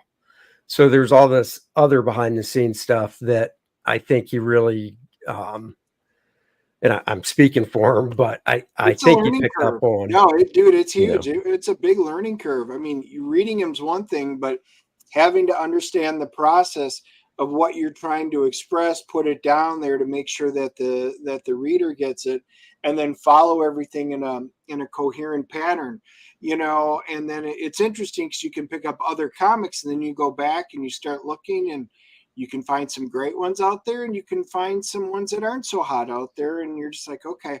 But it's a huge learning curve, especially on this first one. Trying to understand the process, get it through, going down. It took me a lot longer than I would have liked versus writing prose, short stories or anything like that. And there was also, oh, sorry, I was just No, saying, please. there was also fun stuff like, and my idea of fun might not be everybody's, but like, when we got to the printing process, I mean, I've gone through printing books before. Dennis, I know, college, whenever it was, in his younger days, did work at a printer. But when it came to like choosing paper and stuff, I kind of had an idea from getting samples of the weight and the stock I wanted, but I didn't want to just be like, this is what we're using. So I was like, hey, this is the paper samples. What do you think? And it was kind of one of those things where it's like, it was like a test in a way where it's like, hey, what do you think? I already knew the paper stock I want to use, the weight, the finish and stuff, but I want to see what he said, and see if it matched up. And if it didn't, maybe go, oh, really? Why do you think of that one over this? But once again, it really did just kind of match up. And I don't know if that came from his previous printing experience or the fact of, once again, just being such a huge comic collector, you get, Marvel and DC, all their books are pretty much the same. But if you look at other companies, that's when you'll find different weights of stock, different finish and things like that. So it was just, like you said, it was another part of the learning process, but I want to kind of do it that way. Well, and the one thing that we don't have to worry about, I can't hurt Andy's feelings. He can't hurt mine. We're very Dennis, you can, and you have. Oh, come on. Talking about the Cowboys, that doesn't count. Oh, you bastard. I know the season's over, but God damn it. But seriously, one of the things is we go through, I may have an idea in the head, or Andy does, and then we'll talk. And we always bounce things off. Sometimes something sticks, sometimes it doesn't. Sometimes we'll go back and revisit it. But if I were to put something down and he like totally hated it, he would just come out and say, yeah, I hate this. I think we need to do something different with it. Okay, why? And then we would talk it out. Didn't happen very many times, but that's one of the things is you kind of got to have thick skin, doing this, because you may have a vision and an idea, and they may have a vision, but really, as you come together, there's your shared vision, which could be different from what each person has individually. By the way, did you ever see this show? It was like had one episode to it. It's very rare. It's called Kor-Drath of Barbaria. I think you might enjoy that if you haven't. It was a pilot episode. It didn't pick up, but I think you might enjoy that one. It's pretty funny. Wait, it's real? Oh, yeah, it's real. It's called Kor-Drath of Barbaria. It was put out by Adult Swim like 15 years ago.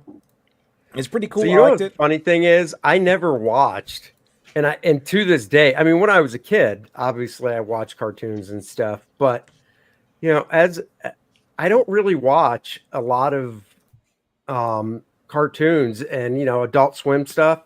Never watched really any of it.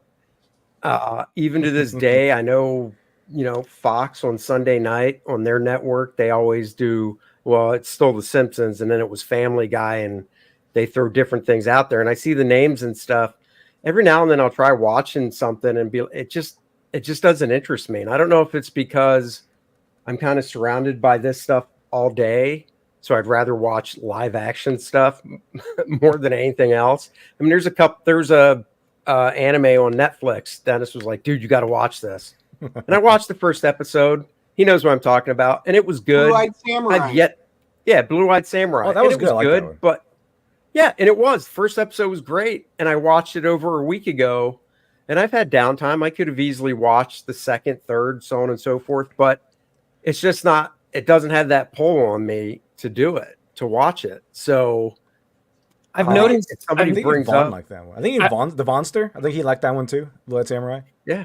I've noticed the more that you and this is only in the past few years became more of a creator myself. And I noticed that the more you create, there's like a mental shift that starts to happen. And you just, the pull of consuming the stuff that you're even making at the same level, something changes. And because you're just so committed to the creative process that you don't have the same, because like I when I was younger, I loved binge watching a lot of the stuff. And now that I have, I definitely have time to binge watch the same types of material. And I'm like, I'd rather watch more people making stuff and talking about making stuff and then thinking about making my own stuff. And then one of these days I'll get around to watching an ever growing list of things I should probably watch and read. So. Yeah. I mean, I'm a process junkie too. That's the one thing I like about how YouTube is really, I mean, it's been huge for a while, but it just seems recently, at least for me, once again, just discovering all these creators on it and, talking about process and stuff. And I just enjoy watching that type of stuff. I enjoy the creation of stuff. So, I mean, if there was like, a documentary, for instance, like Blue Eyed Samurai, here's a hour long, documentary and behind the making of it and stuff. Right. I'd probably be all over that because I just love that stuff so much. So. And that was a good one. I did like I would recommend Kor-Drath the Barbarian. I think it's just a lot of fun. It's not like just like every other Adult Swim show. You're not really missing some philosophical breakthrough here. It's just a dumb, stupid cartoon, but it is about a barbarian, and it has a lot of fun scenes in there, like him just pulling a guy's ponytail and skinning the front of his body and then throwing beer on it and lighting him on fire and stuff like that. And he fights like a bubblegum monster. Like, it's crazy. It's just this fun stuff, but a little more like on the dumb side than where I think Kor-Drath is going. But it would be amusing. You might get some. I know you have that long list of quotes on there, so it might have that energy too, where it's just like we're here to have fun, and that's pretty good. But I also want to mention that I also had to go through that whole experience of going from writing prose to writing comics. It was a big step. It was a huge step. I was like, wow, this is like the comic books are a whole different monster. You'd think there'd be a lot of parallels, and there kind of is with writing stories, but the way you write the comic book, it's very, very different. It's a whole other monster. Now it's like, even now it's like, okay, I got to learn I got to pace with how large to make the panels, and not just the number of panels, but what to put in them and what kind of panels are they going to be, so that we can get the timing right and stuff like that. So it gets pretty crazy. It gets pretty crazy. Right. Yeah, there's definitely a difference. I worked with a writer at DC that came from the pro style of writing, and it showed in the way they wrote comics, because there was just stuff they would write, and I'm just like, well, one example is, God, I wish I could remember the way the panel was written verbatim. This is like 10 years ago. But basically it was something, I know Batman was in the panel and the Huntress was in the panel before it. So the panel before is a 2-shot of Batman and the Huntress. And then the panel after that, the writer called for a close-up reaction shot of Batman, and she said he takes a beat, he takes a pause before he speaks, but he spoke in that panel. And I'm like, well, he's not taking anything, because literally there's a word balloon right in that panel you're talking about. If you want me to show him me to show him taking a beat, it was really simple. I drew the panel, and I drew the close-up of Batman, whatever expression I did on his face. And then right next to it, I drew the exact same size panel. I basically copied the face. I think I might have changed the expression in his mouth, because now he was talking. Mm-hmm. So you went from a 2-shot to a silent panel to the same camera angle and everything, but now he's talking. Now he took a beat. Right. He paused and took a beat before he spoke. And it's just little things like that. And there were probably some instances, and I can't recall off the top of my head, in the first book that I can remember telling Dennis, like, hey buddy, it's not a novel. I don't need this much. I remember seeing someone leaked like Alan Moore's comic book Alan Moore scripting, scripts. and it's like every panel is a novel. He's like, but it's not. Oh, like, yeah, it's dude, like he's- descriptions. It's crazy. He's like, I'm ready. I Oh, yeah. had a hot shower and I'm ready to go. When so I've never worked with Alan Moore, but I was sharing a studio at the time with Bart Sears when he did on the Violator miniseries, and even on Violator, you know, Todd's character from Spawn, he was like that with the script. And I remember Bart saying that, or you know, I sat right across from him and I'd see it, and he would just take a red Sharpie and just cross everything out except for the important stuff that he had to draw, because he was just looking at this page of text, and it's Yeah. just this big gray block of text, you know. And as an artist, I don't want to handle descriptions to be as short and to the point and just give me the necessary information. You know, Mhm. I don't need flowery dial, or not dialogue, but descriptions and stuff, right? And yeah, he'd just be like just crossing out stuff until it got to the point where he could just look at the page. Because I mean, I know every artist is different, but Bart and I are kind of alike, where the script page is right next to us pretty much the whole time we're working on the pencil page, so you can just look back at it as you're drawing and stuff. And when you do that, you want to be able to glance back at it and just catch what you need. But if it's, so yeah, he would just red line stuff just so he could focus in on what was important. Mhm. And I've seen some Swamp Thing scripts of Alan's too when I was at the Kubrick school, and I was just like, oh my God. I think you can. I think there's a special More. edition of Watchmen where you can actually read, I think, the entire script for Watchmen, and it's like longer than Watchmen, because for every page of Watchmen, there's like 2 pages of prose to get through. Yeah, and then, you know, just to give you a flip side example of that is John Byrne. When, once again, we sharing a studio? We weren't sharing a studio at this time, but I saw some of the scripts he got, because I never worked with John, but Bart worked with John Byrne at Marvel and Spider-Girl, or Spider-Woman, whatever the book was. John didn't even break it down by page numbers. He literally wrote panel 1, and then I believe one of the scripts for a full issue ended at like panel 67. And it was totally up to the artist to figure out how many panels he wanted to put on a page and where to break it up. So Bart was like, okay, 67 panels. I got 20 pages. And he would just go through and figure out, you know, where cool big splashes would be in 2-page spreads, and build around it that way. And it was just very brief descriptions for each panel, and then the dialogue below it, because it was a full script. So having those everybody's different. Yeah, having those more like I don't know the right way to put it, but when you're in more of a business setting, and you know, those relationships are not necessarily by choice. A lot of the times you're just you're given a writer script, and you know, you're working together, but you're not necessarily collaborating. You might not even talk to the writer a whole lot, you know, throughout the time when you're drawing his work.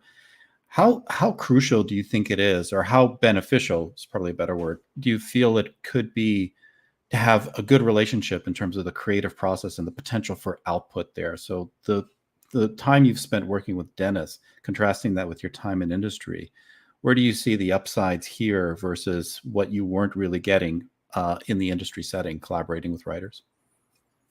Well, I mean, the upside here is Dennis and I talk almost every day. Is it about Kor-Drath? No, it's not. But when he sends over, or when he, you know, has a chunk of the script done, we will get on the phone, and like, I'll read through it first. So just give an example out of the first 20 pages of volume 2. He said it was done. I read through it. I said, hey, let me know when you have, you know, like an hour or so block of time so we can go through it. And he's like, okay. So it was like a Saturday morning, and we just got on a call, and, you know, I had it up on my computer. He obviously had it up, and we just went through the whole thing, you know, page by page, panel by panel. One, just so I was on the same page, or if I had any notes about, hey, we could shift this here, and stuff, we just went through it. And I think it took, for those 20 pages, maybe 2 hours. You know, working for Marvel and DC,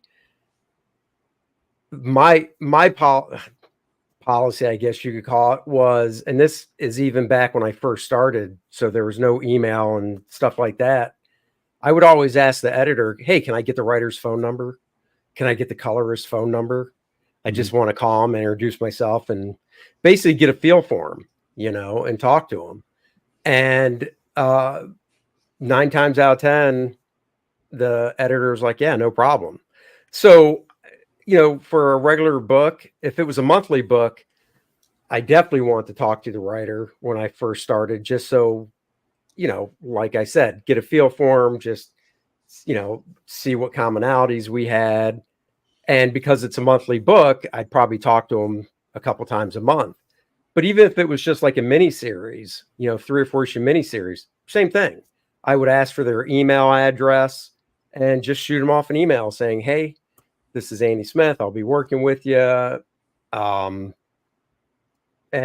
just ask them, if there's anything they look for out of their artist, or, vice versa. A lot of times, the writer would always come back and basically say, hey, I trust in what you're doing. If you feel like you need to add a panel or something, go ahead. If it's something really big, I'd appreciate it if you shot me an email or gave me a call first. And same thing, I would do that with the colorist as well.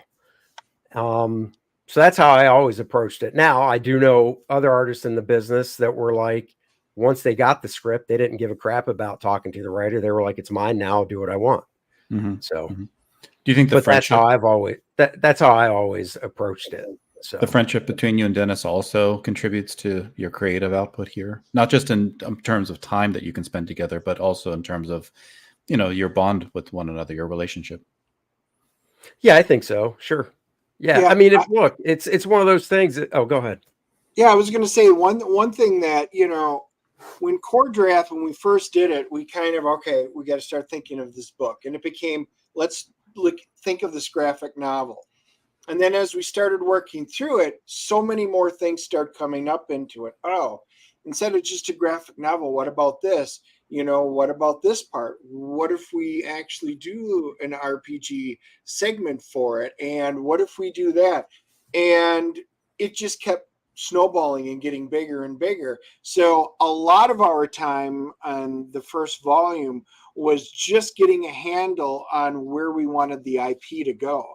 And now we have had so much time to talk about it and figure out what we loved, what we wanted to do, where our vision kind of wanted to go, what we want to encompass, that, we are at a completely different place now than what we were when we were just getting ready to start Kor-Drath, the reckoning, because we were still trying to bring all these pieces together to see how everything would fit. We're in a much better place now because we know the direction that we want to head and where we ultimately want to get to. Right. Being of one mind on the project is going to be a nice symbiosis, I guess, moving forward for the two of you. Cool. Yeah. And that's the thing. We haven't really had many. I mean, I can't really think of any hardcore, like, well, I want to do this. And one of us was like, no, dude, no, foot down. No. It really is like, if you write something in the script and I think, it might work better like this, or we should, maybe have the character do this. I think the one thing with both of us is, going back to what he said about, we can be straight up with each other, not worry about hurting each other's feelings or whatever, is there's always the why behind it. And, I don't know if any of you guys up top are parents. Both of us are. I'm a parent. And when I was growing up, my parents were notorious for, if my brother and I were like, well, why? My parents were the notorious ones, and maybe it was because it was the 70s and 80s, where they just go, because I said so. Yep, mine too. And I hated that. Freaking hated that. And I said, if I'm ever a parent, I would never do that. So when my daughter, well, she's 20 now, but when she was younger, and it's like, hey, don't do that. Obviously, as a parent, you want that to be the end of it. But if your kid's like, well, why? I didn't want to be because I said so. So I'd give them the reason why, because you want them to think about it. And, that just helps with their learning and stuff. So Mhm. it's the same thing. If I make a change and when I'm drawing it, if I'm like, I'm going to add a couple panels here, you know what? I could take a panel out. It's not necessary. It's not that I'm calling him up and telling him I'm doing it, because, he obviously, knows my background and stuff and trusts me. But once I'm done, I'll explain why, and not just be like, I did this because I wanted to. Deal with it, move on.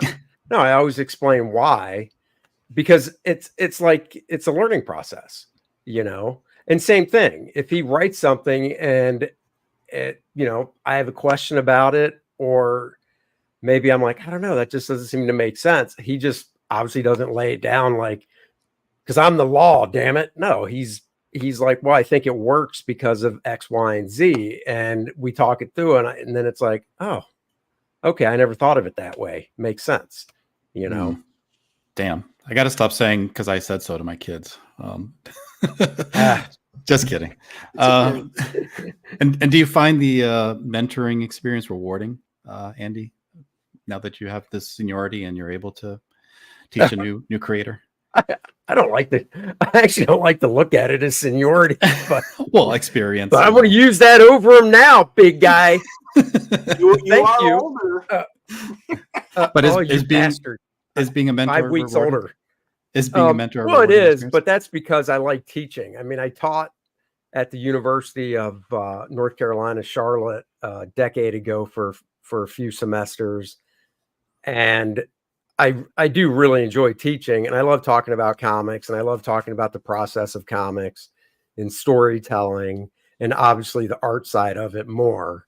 But I also feel that if you're going to be a comic book creator, whether it's writing, penciling, inking, lettering, coloring, I think, and I got this from the Kubert School, you should be well versed in all aspects of it, but you don't have to be an expert in all aspects except for the aspect you want to do. So for me, it's the penciling and inking, right? So that's where I really try to center my focus. But if I need to color something, I can. If I need to do, and part of the reason I want to know how to color and know Photoshop and do that is because I'm working with a colorist on Kor-Drath. I don't have time to color the book, but there's only so many revisions when I get, JPEGs that I can write back notes and stuff that I'll tell the person or, the colorist we're working with. And then there's just some stuff where I look at it and I go, you know what? It would take me longer to type out what I'm looking for than to just do it myself. It's like lettering. I know how to do lettering as well in Illustrator, which is, the program almost every letterer uses. I don't want to letter a whole book because the few things I have lettered, it's just boring. It just doesn't interest me, but I want to know how to do it. So I have a couple different books on just how to letter that I read to teach myself how to do that. And it just goes down the line with the printing process, knowing the different papers, dealing with the printers.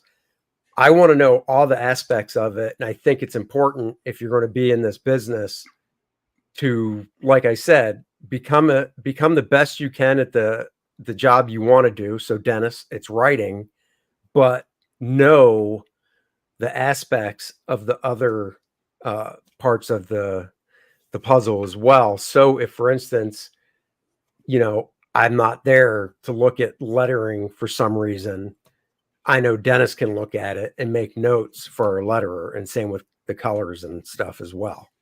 And that's why I try to include him in that process of the production of the book. Cool. Awesome, guys.